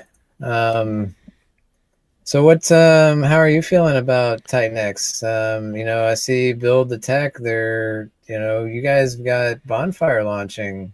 Is there an official launch date on that? It could be within the next 48 hours. You guys should check it out. I think Bonfire, and by the way, I appreciate you just for the chat and people to know here. We bounced some ideas off of you. You took a look at their white paper. They sent it your way. You had some really good input, and we really appreciate you kind of getting back to us. A lot of people, it's kind of difficult to make time to do that sort of thing, but you made time for it, and that's a reflection of your character. We really appreciate that. But yeah, Bonfire is built by Build the Tech. The founders are JC Class and Crypto Rich. And, this is kind of taking a lot of the good things from the community at large and then adding some extras that will kind of just give people ideas, I think, to be able to do some neat things in the future. It's a substantial, complex protocol. It's nothing to kind of shake a stick at here. I would highly recommend that you guys check them out. I think Bonfire, let me make sure this is correct. You can check out Bonfire X28 on Twitter, also Bonfire X28 on Telegram to get more info. Take a look at the white paper, and actually I'll paste the link to the white paper in the chat there. So yeah, and they're on Titan X Hub as well. Yes, you can find them there. Yep.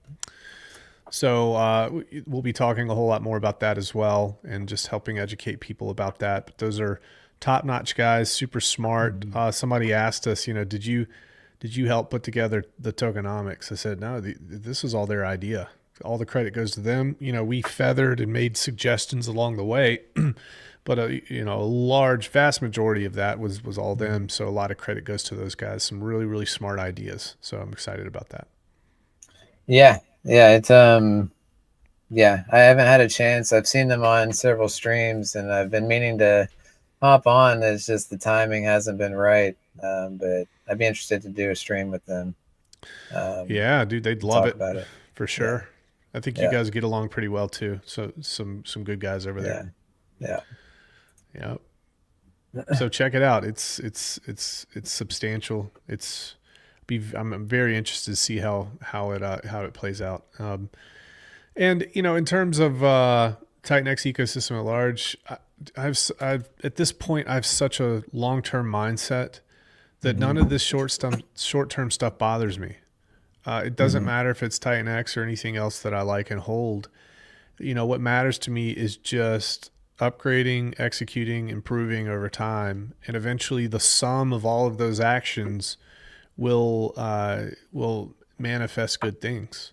And I've known that my whole life. It's just, if you take the actions and you grind, it adds up and cool things happen. So I think that's what's going to happen with this ecosystem. I think there's going to be a lot of people that fade out just like they do with everything else. And they'll come roaring back once that critical mass or that event horizon has been surpassed there. So. Yeah, I mean, Utah and I are right on that same page. Utah is one of the more long-term minded guys in Titan X as well. Every time I talk to him, he's like, yeah, we're good. We're straight. This is going as planned, Well, I mean, you look at with Shogun, after Shogun, I think it's in total, if I'm not mistaken, about every 12 to 14 days, 1% of the total Titan X supply is removed permanently. That's very substantial, folks. Yes. So I don't care if it takes 300 days or 600 days. Like, there's going to come a time when the supply gets to be really low, and that's going to start to affect the liquidity pools because people are going to value it more, and they're going to realize it's just going to keep going down. What's very interesting thought process is when Ethereum finally does claim back some of its dominance from Bitcoin and mining becomes profitable again for Titan X. That's just a whole, that's just what it's going to be fun. It's going to be wild. And we were close before. So that's going to be a really key psychological level for Titan X. And, but it's just one of those things. Long-term mindset, grind, take the actions. Even when you don't see the results right away, they will add up. Yeah. Yeah, it's we haven't even gone omni-chain. Like we haven't, shown what Titan X, what X28 is to these other communities. Like these are all builders that are just attracted to ETH. When we go to base, how many people show up there that want to build and utilize X28? Yeah. And then Binance, like there's a lot of people that aren't on ETH. They want no part of it. Right. And so they likely have no idea what Titan X is and the value proposition that it brings to DeFi. Sure. So, yep. Well, gentlemen, I have actually another call that I have got to get on. I think I've been on for about an hour. You guys have been going for a while, hour and 40 minutes. So, I super appreciate you asking me to stream with you, and that's always open. The door's always open. Just reach out, and I will definitely make that happen if I can. And just let me know how I can support you guys, and I'm excited for you. Yeah, thanks for coming out. We'll probably stay on just for a little bit more. I think we got another NFT or two to give away. Great. So feel free to leave your streams running and all that. I don't know if you need them. I think I can actually just X out of this window without leaving the studio, and then it'll keep rolling. Yep. Cool, dude. Just don't keep the stream going for 24 hours. All right. No, we're not doing anything crazy. So, all right. No. Cool, dude. Utah. Thank you guys so much. You bet. Thanks for coming on, man. Appreciate it. All right, guys. Take it easy. All right. See it. Let's see, Tom. You're not able to message the HLX account. That's interesting. What is your X handle? And we'll figure out how to get a hold of you. Oh, okay, you sent it right here. That's your handle. All right, cool. We'll make sure to get in touch and get your NFT sent to you. Let's see. Let's get back to we're at 15 hours left. Oof. I think I won't be when I wake up. Minting will be closed. I don't think I'm going to get up too early for this. Are you going to be up in the morning to watch this hit zero, Utah? Just depends on what my brain decides to do. Sometimes my brain wants to wake me up and start doing things. So if that happens and it's early, then yes, I'll be around. But yeah, it's kind of weird. I don't know if you have that, but I have like an overactive mind. And sometimes it's awesome because it comes up with good ideas, but sometimes it's a pain in the ass because I just want it to chill out. Right. Yeah. I think I do pretty good about it. Like I definitely have an active mind, especially like, building these protocols and like thinking about the tokenomics. It's very important because once you launch on blockchain, it's immutable. There's no going back. There's no changing anything. It is what it is. So to me, that design phase is very important. And I find myself going to sleep all the time, just like thinking about, well, this could go here. How does this plug in? Like puzzle pieces, and just sometimes it keeps me up later than I want to be, but I almost enjoy it, so I don't fight it. Sometimes I'll say, all right, I need to get up in the morning. Let me blank out and try to get some sleep here. But yeah. Yeah, tokenomics can be, I can get highly obsessive about tokenomics. Tokenomics, man, I tell you what, there's so many external factors that you just cannot model. Yeah. You can't model. Tokenomics is the riddle, and you don't know if it's solved until after you launch it. That's the kicker. Yeah. Yeah, I mean, there's definitely speculation. I try to run simulations on my own to see how might this act and how might it go when when I'm designing it. But obviously, the open market could, there's no predicting that. No way. Now, you can kind of have an idea of the direction it could go, but yeah, it can get it can get interesting with an open market. Yeah, see, Tom understands as well. Yeah. Yeah, Titanx has become my life. So, how many more NFTs do we have to give away? That's a good question. So I think I have 8, and we've given away 1, 2, 3, 4. So we got 4 more. Okay. Yeah. You want to Let's throw see. another question out there? Yeah, here's a fairly easy one. Okay, you guys ready? What is the reward token that you receive if you're a STAX NFT holder? Oof. Yeah. By the way, what's up, Crypto Awesome? If you want to come say hi, yeah, we're StreamYard links in the chat. There we go. Your story got it. Right here. X28. Nice job. Yeah. Yeah, post your X handle and or your Telegram, and then DM me so that I know who you are when you DM me. Make sure that they match up. We got some people coming in. What's up, Jukes? Come say hi. Come hop on. I'll send you the link if you got time. Keto, you're too slow. Too slow. Yeah, it looks like Yosari. Sorry, I'm probably butchering the name there. Is our winner.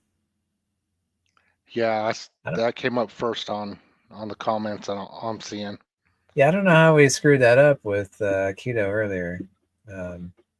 I think somebody was saying that it can pop up in a different order depending on like what stream they're on or something. Because I could have swore that I saw Keto first. Yeah, same here. Same here. But when I scrolled back up, it was like, oh no, he was not. Yeah. Yeah, I was like, whatever. Give him 2. So that works. What's up, Dave? What's up, everybody? How you guys doing? Excellent. 28 days in. Almost 28 days in. Yeah. 27 days and a few hours in. I'm super stoked to close this off and start that deflationary phase. Yeah, App I'm supply. excited. Yeah. Yeah. Nice. How's it going with you? Great. Staying obsessed. Oh man, be obsessed or be average, right? Hey, I mean, we got to choose our obsessions wisely, but when you pick an obsession that will benefit you and others, then man, go all in. Yeah.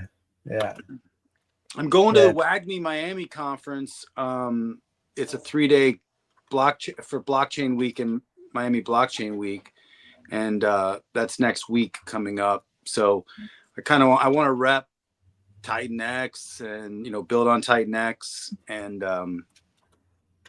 yeah, I mean, I guess I have some agendas that I'm thinking of how I'm going to utilize that time. I don't want to just go. I kind of want to have a point to it, but we're building here, so we have stuff to talk about. So if you guys I don't know. I'm just throwing it out. If there's some way I should approach it, if there's any kind of tips or what you guys think, or if anybody knows anybody I should be meeting up with while I'm there. Said this was in Miami? This is in Miami next week. Yeah. Okay, nice. Yeah, you should come. I'll change my hotel room to 2 beds. Oh man. Yeah, I think it's like I just kind of want to get to start getting out into the world. I'm sure there's going to be a lot of innovation that they're going to be talking about in crypto, a lot of speakers and that kind of stuff. So I'm going to be able to meet, I guarantee, a lot of founders and a lot of other kind of innovators and things like that, which will be exciting. I'll kind of do a lot of footage, try to do a lot of interviews. I'll also try to get on podcasts other than Titan X podcasts. I think that's a big goal of mine as far as being able to rep the ecosystem. And, maybe I might put a landing page up for that DeFi 3.0 book, because then, you can kind of get that email list starting to of interested people that want to, get an early peek at the book or something, and that would be interested in this kind of stuff. So I don't know, just processing it. If you guys have any ideas, let me know. I don't have anything off the top of my head, but I do really like what you're talking about. Like, that is, I feel like is a high impact strategy. I really do. I when I worked for a company, I was marketing director, and we had this whole, conference strategy, and we would go all over the conference. It was a niche market, but we would go conferences all over the world, and they put a lot of budget into that. And so, but it really established relationships with industry people. And so that's really what I'm thinking. It's kind of like, now I'm not just talking, I'm a founder, I'm a builder. And so as I go there, and there's multiple projects coming up. So it's like, now I think I have more of that kind of almost corporate strategy. Like, we are in an ecosystem. I mean, Titan X is a thing in itself. And so I'm part of that. And I think a lot of people there probably don't know about Titan X yet, I would imagine. No doubt. The holder count is still for ants. Yeah. So, I mean, how can we maximize this? I mean, I'm willing to go all in like 100% effort, but what does that really look like for me? I don't want to just be there and have some drinks with, whatever. I want to have a complete agenda, because that's really what these companies do too. We create an agenda, a lot of meetings. You do direct bookings. So there's many ways to do direct bookings. It's like you meet people and then you immediately lock in that stream right then, or you lock in the meeting right then on the calendar, both of you, so it's like, and then you do the follow-ups through that. So this is just an opportunity, I think, to kind of treat this like a business and try to gain exposure through conferences. And I think the book will eventually allow me to be able to speak at conferences once that's out, potentially. Yeah, I love it. That's, I can't think of any reason why that's not a great idea. Cool. And it probably would be better with more and more people, doing that. I'm thinking like with Pulse Chain and them they had their own conference, it seemed like, but just the diehard community to talk about it and spread it, and like that is something that we're kind of missing right now, I would say. Well, this group of people who are going to love crypto at this blockchain week, they're going to be interested in fair launch. They're going to be interested in hyperdeflation, and they're probably going to understand what we're talking about. It's like this is going to be a group of people where we can actually talk tokenomics, most likely, and people want to hear it. Like, I don't really get those opportunities except for on streams with you guys, and it's like, but in the real world, I really can't talk to anybody about this stuff. Like 3 words and they're already gone. I'm like, just use ETH. That's it. Just mint with ETH. That's it. That's the easy part now. But yeah. It's kind of sad to see the amount of like the sizable community there is in like the meme coin market, where they're just constantly buying, selling like the pump and dumps are just endless. No. And then like you try to explain Titan X, and it's just they don't understand. Like that's what it's crazy that some of the crowd, that's all they understand is pump and dump. Like I just buy and then immediately sell an hour later or 15 minutes later and try to make some profits, but try to dump before the next guy does. And it's like, no, we're building true DeFi that's long standing. Like these tokens are holding. Like we're gonna be around in the long run. 99.9% of these memes are not. It's not even that much. Like how many thousands and thousands of tokens are launched and immediately forgot about, and how many actually make it? It's like less than 10, actually stand the test of time. It's like how people stick around in that shit show is beside me. But yeah, I think there is a lot of education to show people that there's a better way to do crypto. And I mean, again, we can talk about this latest meme, I don't even want to name the names, but our president, launching a shit token with 80% founder allocation. Right. 80%. Now, And supposedly that's vested over 3 years, so nobody can touch it for 3 years, supposedly. There's But already dumpers. There's exactly. already, the insiders are already dumping Of on course. people. See, this Millions is of dollars. This is the problem with all that kind of stuff. Is like, what I feel you. Because maybe this launches the bull run or something because it just went crazy or whatever, but still it's not fair launch, and it was stealth launch. It's like, this isn't really, and 80% founder allocation. It's like, goodness gracious, guys, like, come on. I mean, but see, I guarantee you, Trump doesn't know anything about tokenomics. Someone came to him and they're like, we need to do this for you, and we'll give you 40% of the allocation or something silly, and it's like, these are the kind of deals that people think crypto kind of is, which in one sense is what crypto is right now. That's why we are changing things. Yeah.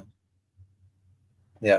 And I feel like that's the perfect example of why we are here, is to raise awareness on what DeFi is meant to be and what fair crypto should look like. It really and he is. launched it on Solana. I'm like, Solana? Yeah. Like, really? Okay. Yeah. Here we go. But hey, whatever. I mean, it is what it is. This is a unlimited space that we're in. But yes. But yeah, I think we're doing the right thing. We're on the revolutionary side. Yeah. Yeah. Feels good, doesn't it? Yeah. I love it. Feels great. Like, I don't think people understand what's going on over here. Some people do, but a lot really don't. The Jeets don't. The Jeets want their 2x and they want to leave and go on and get another 2x somewhere else. It's like, and then they get impatient and price go down and they start freaking out and all this other crap. It's like, hello, we're building out an entire freaking ecosystem here. You have any idea like what we're doing right now? And we're doing it at a very fast pace. Yeah. And I think the ethos is really becoming, prevalent. It's starting to see, even me, I'm starting to see the importance of it, because you see that Titan X supply going down and you realize that Titan X is the currency that you need to participate in everything over here. And it all starts to take shape and you're like, oh, this is really smart. This is very good. Yeah. Yeah. I mean, so many bullish things coming. I mean, we're in the right place at the right time. And yeah, it's crypto up and down, and we are, and with the bonded liquidity, it's the same thing. It's like, it's leverage on both ways. And so when up's up, when down's down. And, but what we're doing is something that really hasn't been done. So I think that all of this is going to prove to be like, yeah. Hey, what's up, dude? Let's go. How you guys doing? Right, awesome. Dave? Awesome, man. It's good to Dave, I meet feel you. like we've got the same haircut going on here, man. I know, man. I got hair. I was thinking about setting some kind of a goal to like shave my head on camera if Titan X did something. Yeah. Let's figure out what that Man, goal is. That's a journey. Shaving the hair's a journey, man. That's awesome. Uh, I was thinking, I don't want to say this on stream. I have some very spicy chilies, and I was thinking of trying them once we get to a certain MC. I'm not sure if I'm gonna do that yet, but I don't know. I was thinking of doing some crazy stuff as well. Maybe when we eat a zero, when we get back to that 5 zeros, save my head. That's wow. That could be soon. It could be soon. Crypto moves crazy. Yeah, what if it really happens? could be soon, especially I think with the USDX catalyst kind of coming. In my opinion, I think that'll probably be a catalyst, but we'll see. We'll see.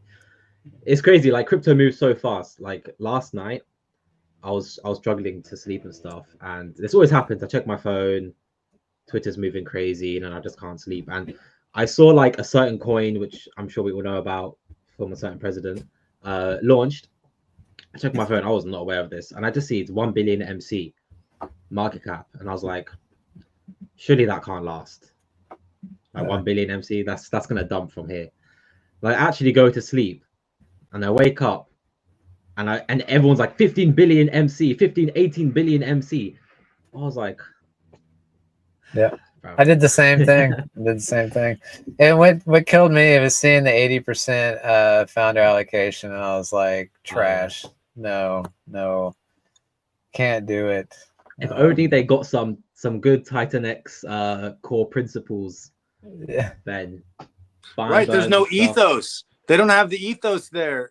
The ethos is the key. So how many people are new to the crypto space and are going to get hurt playing around with this type of stuff? You know, like they don't understand what 80% founder allocation looks like.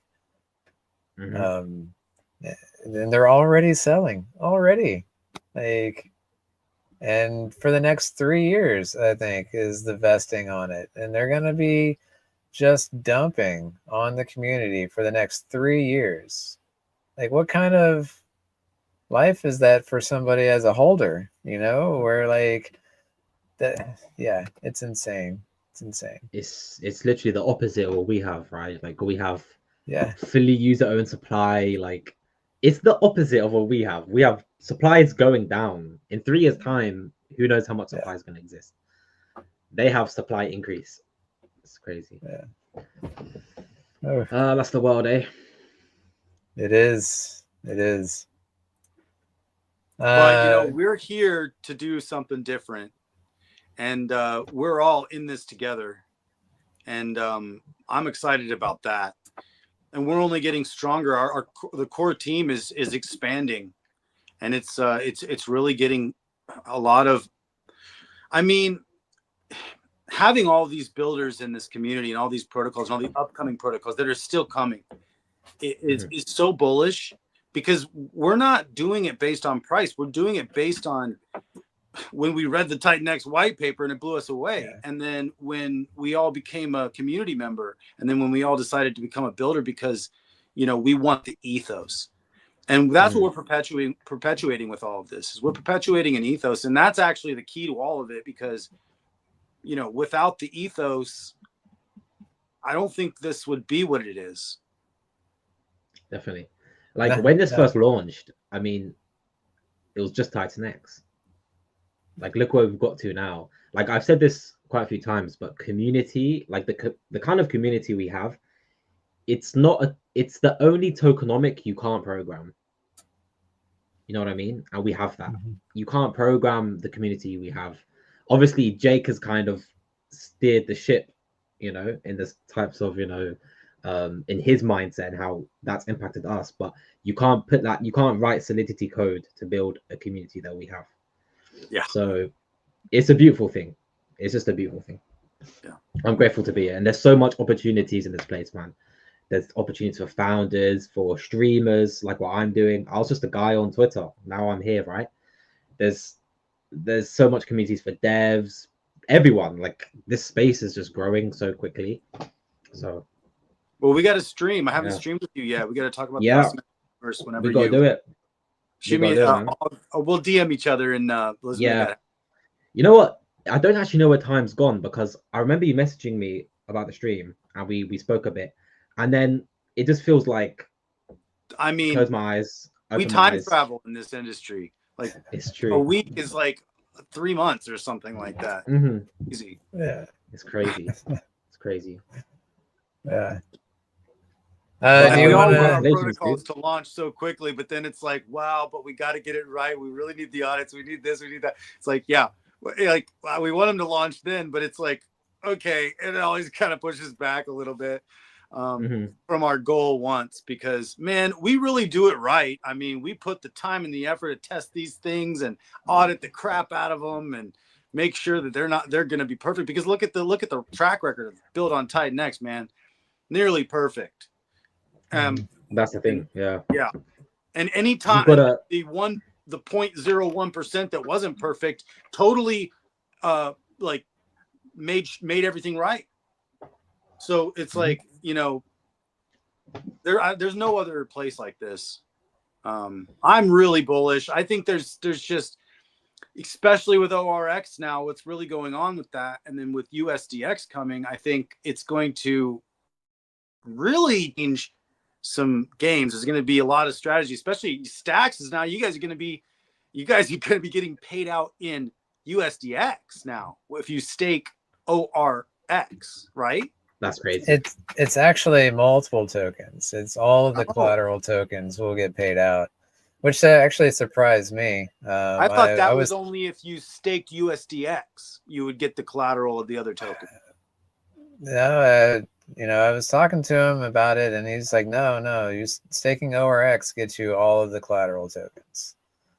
So we were like, oh, we need to redesign our staking protocol here because we're going to be getting all of these tokens, and how do we work that into stacks?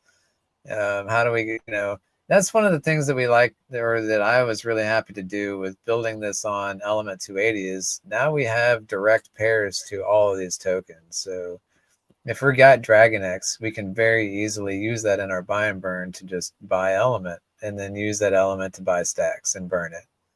So, yeah, that's like what you guys did with Hyper.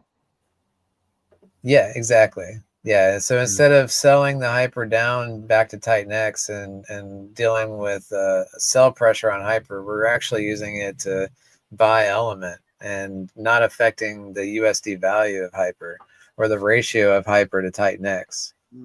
So, Nice. yeah. Bro, I feel like you're building like roads with all of these different LP pairs that you can just travel down. Yeah, right. You know how like infrastructure is like an infrastructure build in a way, and now that you built an infrastructure, you can utilize it in multiple ways. Yes. Think about it like when people first invented trains and the train tracks were built, it kind of shrinked space. Like people all of a sudden, horse and carriage, it'll take you ages to get somewhere, right? Now you can get a train and it's like, hold on, it took me an hour to get across the country. And like in a weird sense, if you think about it, with Element, like if you have a protocol, let's say for example Hydra, if you want to get to Titan X, you have to go through Dragon X, Titan X. But with Element, it's just Element, Titan X. There's less swaps. Yeah, we're building railroad tracks straight across to every token. Yeah. And all of that volume just, you know, that's what's supporting Element and creating that deflationary tokenomics on it, and paying NFT holders. And we're not done building those railroad tracks. E280 is going omni-chain in the near future, and there's going to be railroad tracks going across chain to Base to Binance, Arbitrum. So you name it. You name it. I saw like building roads. I put a tweet out the other day about how low the liquid supply for X28 is, and I think the next day someone commented, it's now like 1.8%, and I was thinking, where did that come from? And then now I'm seeing people saying that Genesis has minted. So that's really interesting to see. That's kind of giving me butterflies, you know. Yeah, I saw that as well, and I didn't have a chance to think about it and what are the effects of that. So that's something to ponder, like what's going on there behind the scenes. Very Yeah, interesting. very interesting. I think if I'm speculating, possibly to set up LP, I'm speculating. Mm. In on base or something, like bridge it to base, set up LP, like thick LP. Well, he did say that the base LP would get magically funded on a stream. Well, there you go. There you go. Magic internet money at its finest. Yeah. What's gonna happen first, guys? A certain token has all their unlocked supply dumped on market, or Titan X gets to 8% liquid. That's the question I have. That's funny. Yeah. That was Jake's goal. He was like 8%. I want 8% liquid. Yeah. I laugh, but I really do feel bad for a lot of people that think they're getting into something great, not realizing that it's just another insider ICO type setup where it's just, if you're not a part of the team, you're exit liquidity. That's what all these people are, and I hate to let them find out the hard way, firsthand experience. But yeah, I just don't want to see people put their life savings in this type of stuff, you know. Right. Because those right. people get like mega wrecked, Yeah. Like sometimes it's a learning curve. Like we've all kind of been there. I got into Yeah. crypto literally getting rugged, and that was a huge learning curve. And there is a somewhat of a point to be made of not looking at. I'm not saying it's a necessarily a good thing, but you could argue that it's gonna onboard a lot more people into crypto. It's just the case of how many people are going to get so wrecked that they just leave the space at the same time. So we don't want that happening. Yeah. Yeah.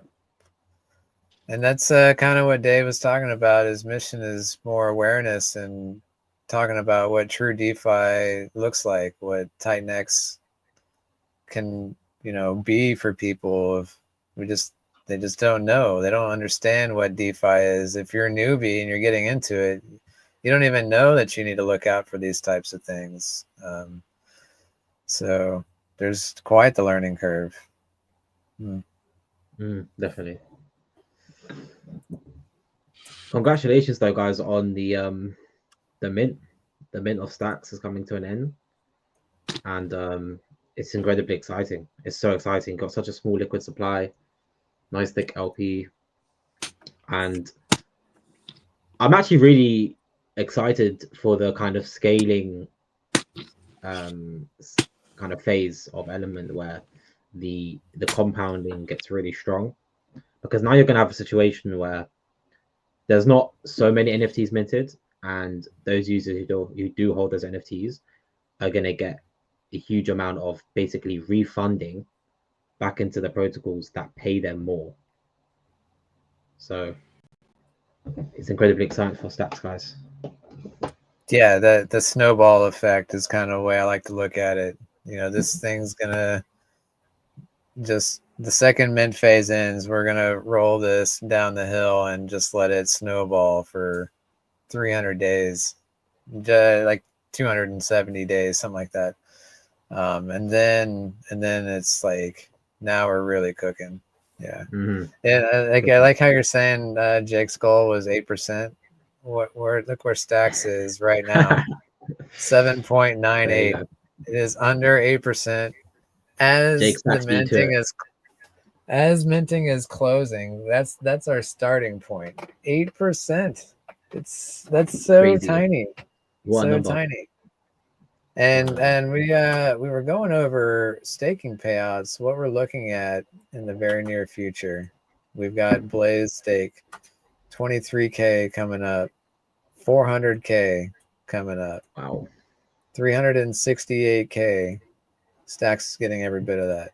Hyper, 245K, 33K. We got another 163K. We've got 250K. Wow. Guys, I wanna make an analogy actually for the people listening. I read a book a while ago. It's called Atomic Habits, and there's a very interesting analogy he gives in there for progress. It's kind of called the 1% rule.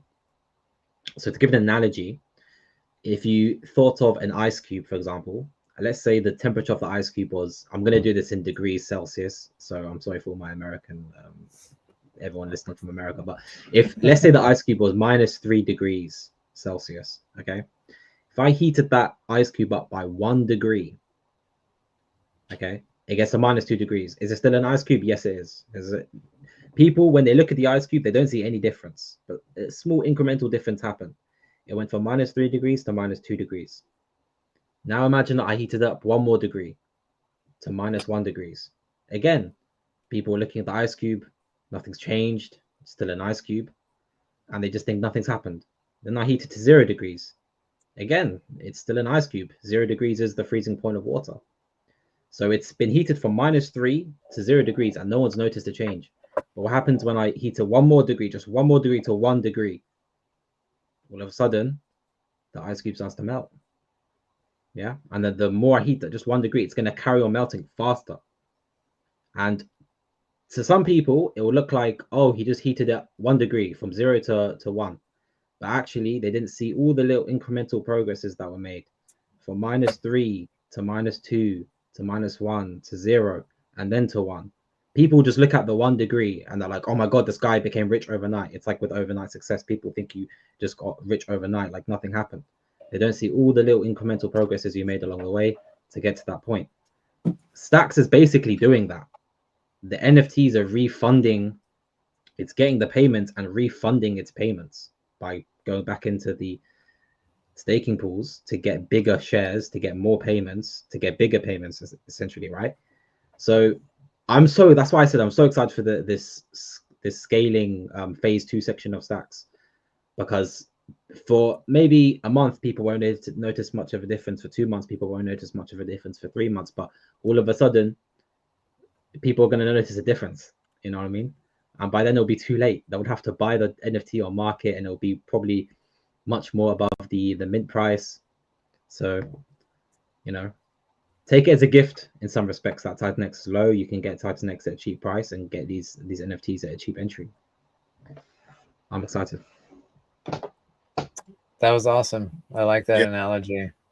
And yeah, there are people that are gonna be like you said, like, oh, you know, you're lucky you got into this, you know. And it's like, no, like this is a long time coming. Like these are intelligent plays that you're making, not just hoping for an overnight win.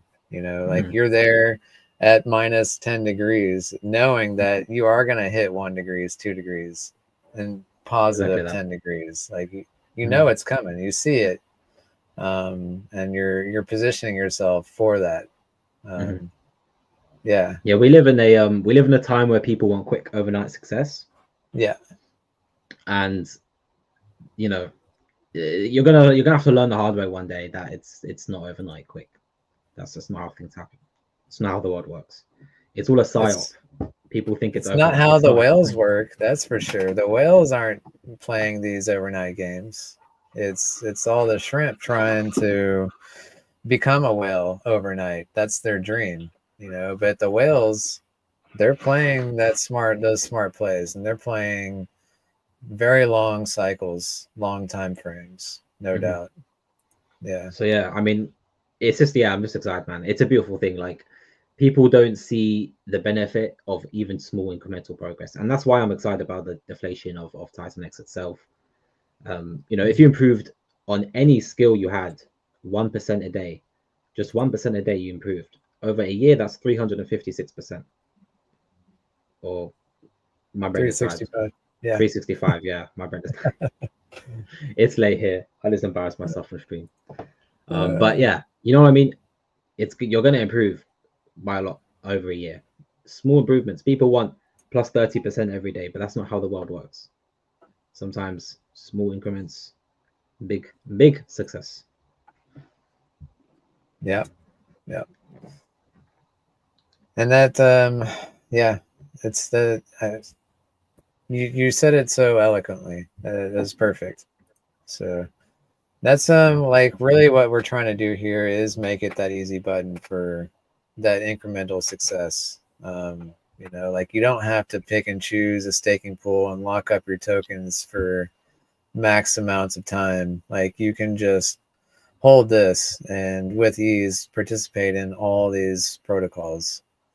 You know, Ouroboros, perfect example. We've got 50K sitting in this pool that's waiting for Ouroboros to launch to then add an allocation to them. So as a STAX holder, by doing nothing, you're immediately getting in the next hot protocol that's coming out with staking and staking rewards without having to do anything.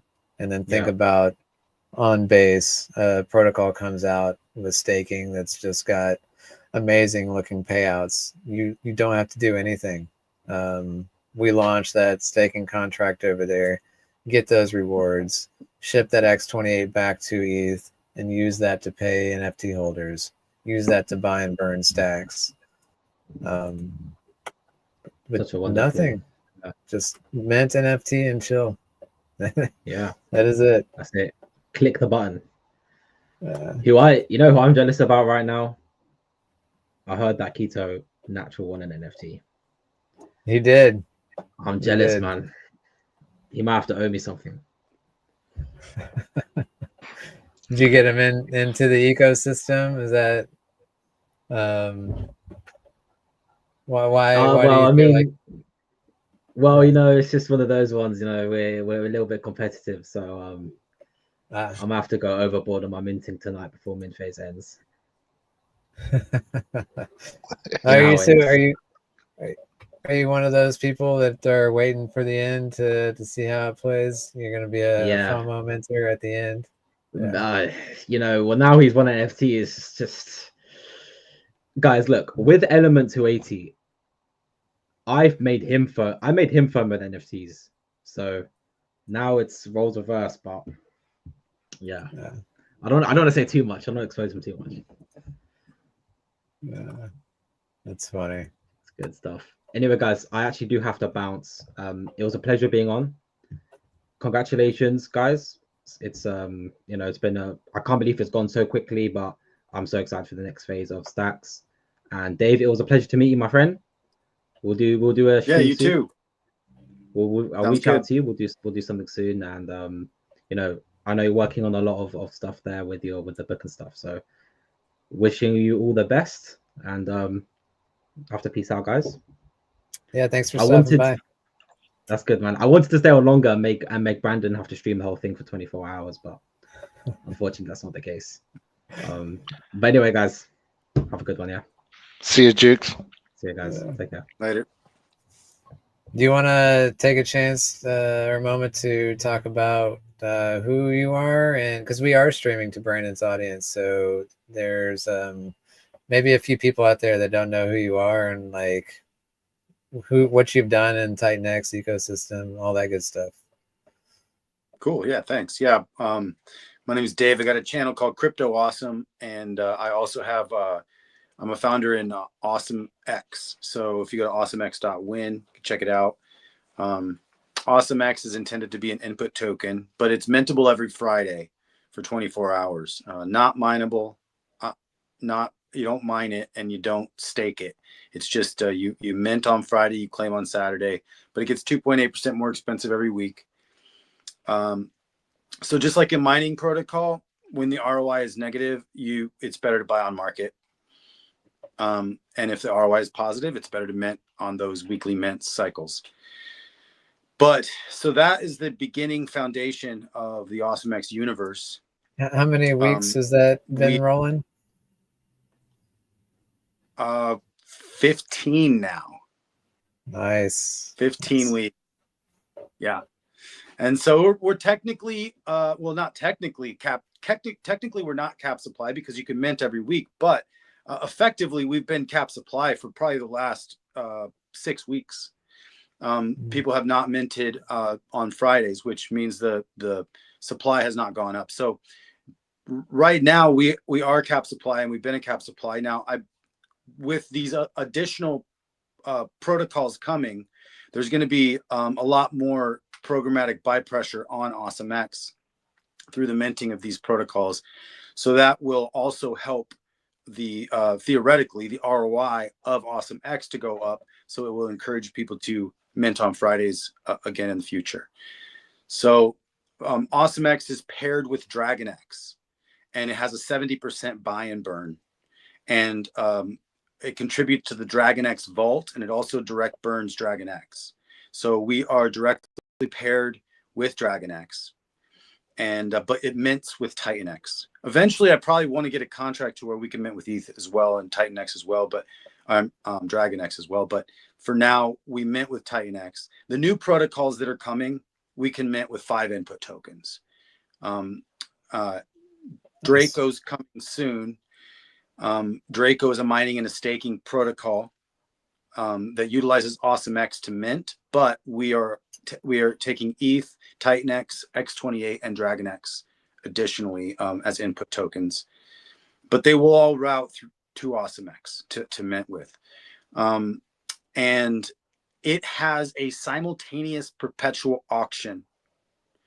So the perpetual auction will begin on day 2, which now, if you want to stake, there's typically only 2 ways to get staking, to get liquid in a staking and mining protocol right on day 1, would be buying on the market or short-term mining. And those are still both options, but now there's a third option, and that is the auctions. There's going to be daily auctions. Auctions do not create new supply. Only mining creates new supply. But the multiple benefits with having auctions, they will, in the beginning, they will compete with short-term miners. Over time, if the ROI drops negative on the miners, the auctions will still be going. So this will allow constant inputs from both sides, auctions or mining, to be able to continually fill up the staking pools. So essentially, it adds longevity to the protocol by having the simultaneous auctions, and adds additional game theory up front. Also, just to be clear, like all these input tokens, those are just in the background being used to buy up AwesomeX in the end, right? And using that as your input. Exactly. So what we're doing is with ETH and TitanX, it's going to route through X28. If it's X28 that comes in, it'll just start at X28. If it's DragonX that comes in, it'll start at DragonX to get AwesomeX. So other than DragonX, everything else is going to route through X28, and then X28 is going to buy AwesomeX. Yeah. So that's Draco. We can get into Drogon later, but Drogon is basically a supercharger for Draco in multiple ways.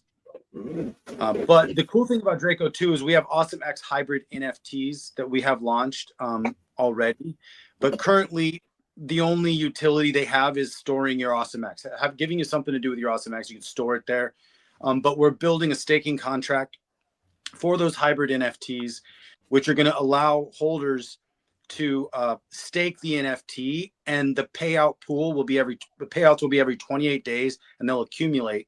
But the payouts are going to be funded by Draco. So Draco is going to have an allocation that's going to fund the staking payout pool for the AwesomeX hybrid NFT stakers. So we're kind of building out a fun little universe that provides ROI in multiple different ways and different ways to stake.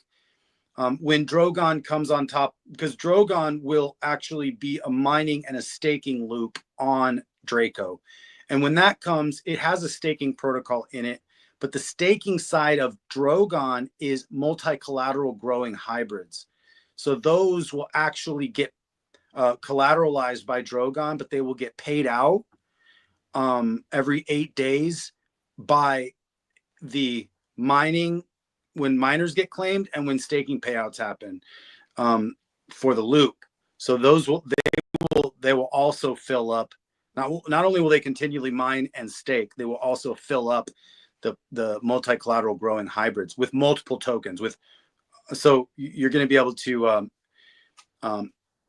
claim multiple tokens on your staked You don't even have to stake. You just have to own the multi-collateral hybrid in order to get those payouts.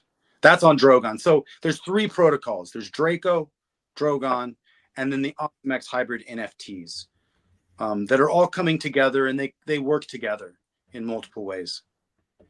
So you're saying Stacks should look out for a new staking protocol hitting the market. Great. Yeah.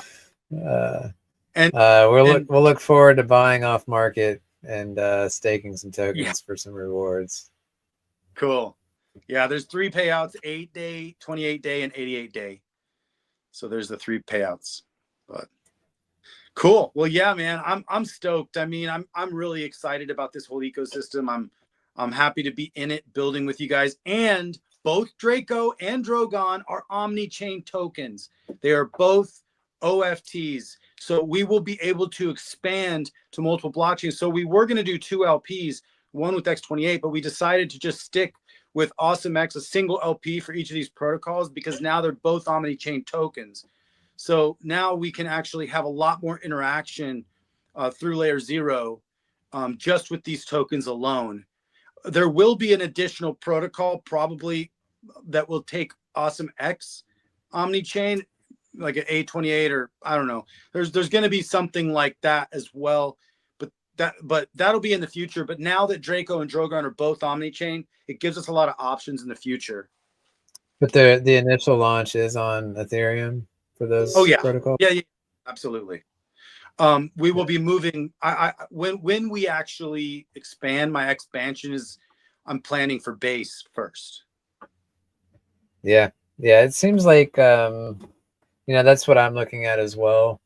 It seems like we're kind of unanimous on that's the next target to expand to is base. I think it's a great play. Like I said, I think that's what's happening with the Genesis wallet right now, possibly with possibly base LPs, which is also going to benefit us going to base first, I think. Yeah, for sure. And, like I've said, Omni-chain Element 280 is coming. We're looking forward to, pairing up with X28 over on base, pairing up with these other new protocols that we've got in the works. And Stacks is looking forward to it as well. Like I said, like we're omni-chain ready. So if there's you got me even more bullish when you showed me those payouts. I was like, holy cow. Yeah, and like a lot of those are in the next 30 to 60 days, say 30 to 90 days. A lot of those, some big payouts coming up. So when those payouts come, do the actual tokens get paid to the Stacks NFT holders, or do they get paid in the Stacks currency? No, they actually are getting paid in X28. X28. Cool. Okay, got it. So if we can, a lot of them are like with Blaze, the payout is in ETH. With that ETH, we were going to buy Titan X and ship that over. With Hyper, that's actually going directly to our buy and burn because we don't want to sell it down like I was talking about earlier. Eden, the payout's in Titan X. Flux, the payout is in Titan X. So primarily all this stuff's coming in as Titan X, and then we run it through the X28 mentor. So we're supporting all of that burning of Titan X by doing that, supporting the X28 buy and burn. And yeah, like I said, paying out all our users in X28. And that's the primary currency that our buy and burn is going to hold is X28. And the secondary currency being Element. So the buy and burn is using X28 to buy Element. Element buys and burns Stacks. So yeah. Can we use to mint Stacks? Do what? Can we use Element to mint Stacks? No, it's ETH or Titan X only. Primarily because we need Titan X to use as their staking currency. We can't really use E280 to stake anywhere. So if we were doing that, we would have to be selling out that E280 to get Titan X to then use for staking. So that was the reasoning by just using ETH and Titan X. And obviously the ETH just market buys Titan X in the background, just as ease for the user. You know, if you're new to Titan X and you don't even have any tokens, that's okay. You can just come to the table with ETH and we'll take care of it for you. Yeah. Right. Cool. So You want to do a giveaway real quick? Yeah, let's do another one. Okay, this one's really easy. Sorry, I mean, my connection's bad right now. So I've got Keto, Clint, Tank Will, Tom, and Yosri. That's we got 5 winners so far. Is that right, Utah? I don't know. How many did you just read off to me? Was that 5? That was 5. Does that sound right 5? to you? Because we gave out 2 on the first giveaway. We had 2 winners, and then we had 2 winners on the second question, and then 1 winner on the third question. Right? That was 3 questions. I just want to make sure I didn't miss anybody. So yeah, I don't think we missed anyone. So how many are left? Okay, that's 5. So I got 3 more to give away. Okay, so this one's super easy. All right. How many? Before you start, sorry. Just so you know, like first one in the chat to get this right, is winning a STAX NFT. This is a common NFT with the LFG amplifier on it. So that's right. We're not giving nothing away without an LFG amplifier. Period. Yeah. So, how many protocols is STAX currently contributing to? Yeah, that's an easy one. Let's see. Who's quick with the keyboard? There's a little bit of a trick to the question, though. Yeah, I think so. Okay, it's Tank. Oh man, are we giving? I guess we didn't specify, so I'll shoot him too. Why not? Oh, bonus! Yeah, he's on it. 6 is close. I'm sorry, but we are not staking an ORX yet. We're still waiting for Ouroboros to launch. Well, what it is we have Titan X where we could stake to it, but we're not. We're not contributing to it right now. That is correct as well. We're only contributing to 5. So that was the trick part of the question. I love it. And I guess, do you want to kind of go over why we decided not to stake Titan X at the moment? We have that option, but So Titan X staking pools they're funded by mining. And so there hasn't been any mining on Titan X for a very long time. So those pools, although there is some value in them, Dragon X owns the majority of them, a good portion, I think around 40-something%. Helio owns some. And the reason that we had it there is because if mining does come back and staking becomes profitable again, we want that option. But we work next just instead of burning it, right? We were going to say, okay, how can we help Titan X and take supply off the market? So you have to understand this was before X28, right? When we're in development. So we said, okay, we'll just Titan X, not really expect any kind of returns from the stake, but we're locking that Titan X up forever. Well, X28 came out and we said, well, now we can do this. We can just push all the Titan X through our rewards and our buy and burns through X28. We burn 50% every time we do that forever because the protocol never sleeps, right? It'll continually do that. And then we said, well, now we are making our contribution to Titan X and we are taking our share of supply off the market. So we don't need to stake any Titan X right now. So that's why that happened. Yeah. So again, like if we decide in the future, if mining becomes hot with Titan X, we can absolutely throw some of our compounded Titan X from staking payouts into there. But it's not needed. Like we are going to be a massive Titan X burner, just by utilizing X28. So that the power of X28, I think, is so massive, and people don't really see what it's going to do because we haven't really gone omni-chain yet. There's very few things utilizing X28 at the moment, but everybody is on board with this. And we got Bonfire, Flare, Ascendant. No, Ascendant's dry. I'm not sure what their input token is, but anyways, there's lots of protocols coming out that are utilizing X28, and this push towards X28, I think, is going to be massive to deflating that Titan X supply. So I much. think Mizuchi is using it also, right? Oh, yes. Yeah. Yeah. So, I mean, people need to understand there was only one protocol that's really used it as a full input token, and that was Shogun so far. And we're using it, but we're using it in a different way, not as an input token. And with the way STAX is designed, it takes a little while to gain some momentum. So the amount that we push through X28, it's just gonna, accumulate over time. It's not an instant thing like Shogun was. But what happens when all these other protocols start launching? Flare's going to use it too. Yeah, and Felix as well. And Felix. Yeah. So once these protocols, I mean, that's a 50% burn. It's so massive. It's better than any buy and burn that we could develop.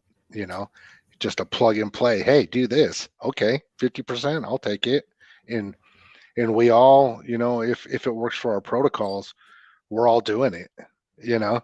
And it usually costs us more money to do things like this, but we do it for the good of the ecosystem because the ethos, man. We want to get that Titan X burn just like everybody else.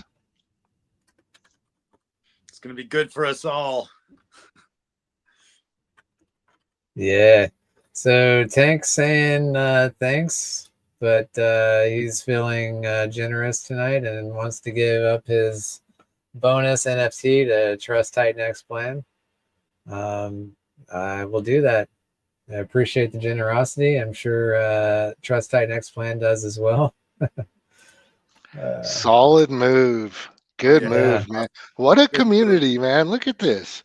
Yeah. It's awesome. Yeah. You want to run another one out there? Let's keep it going. Let's get all right. And I'm gonna go ahead and put this disclaimer out there. If you've already won an NFT, hold back your answers. Let's see if we can get somebody new out there to win one.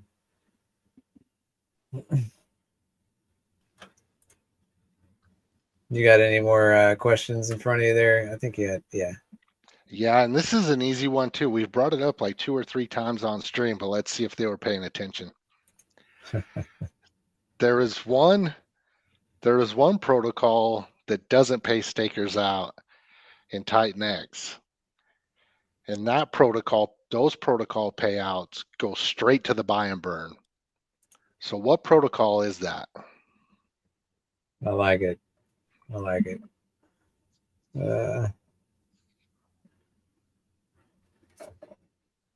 Okay.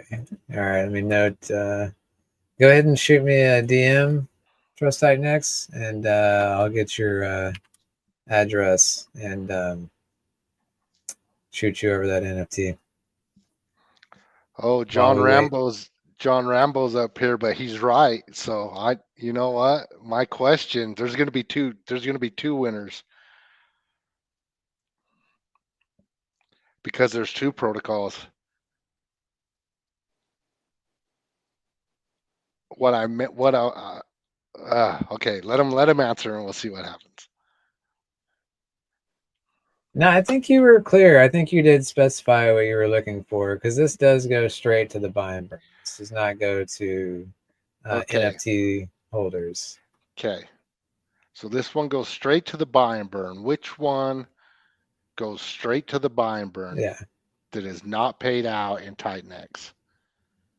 So try again, John. You're close, buddy.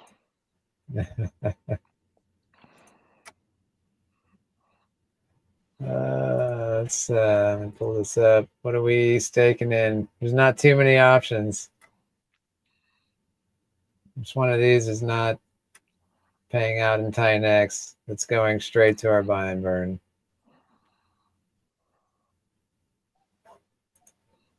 Oh, you guys are slacking. We've said it like 4 times on this stream. That's funny. Well, I can't answer. Right?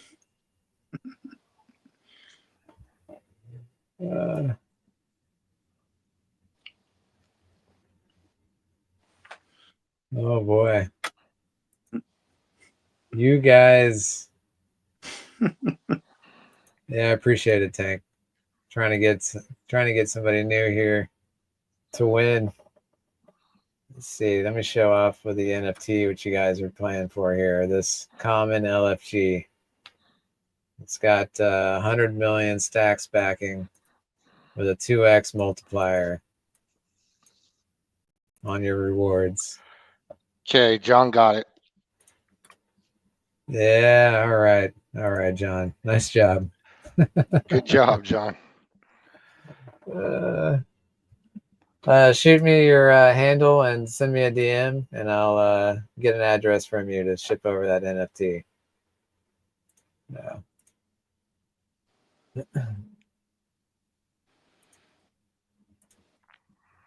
And All that's right. 1, 2, 3, 4, 5, 6, 7.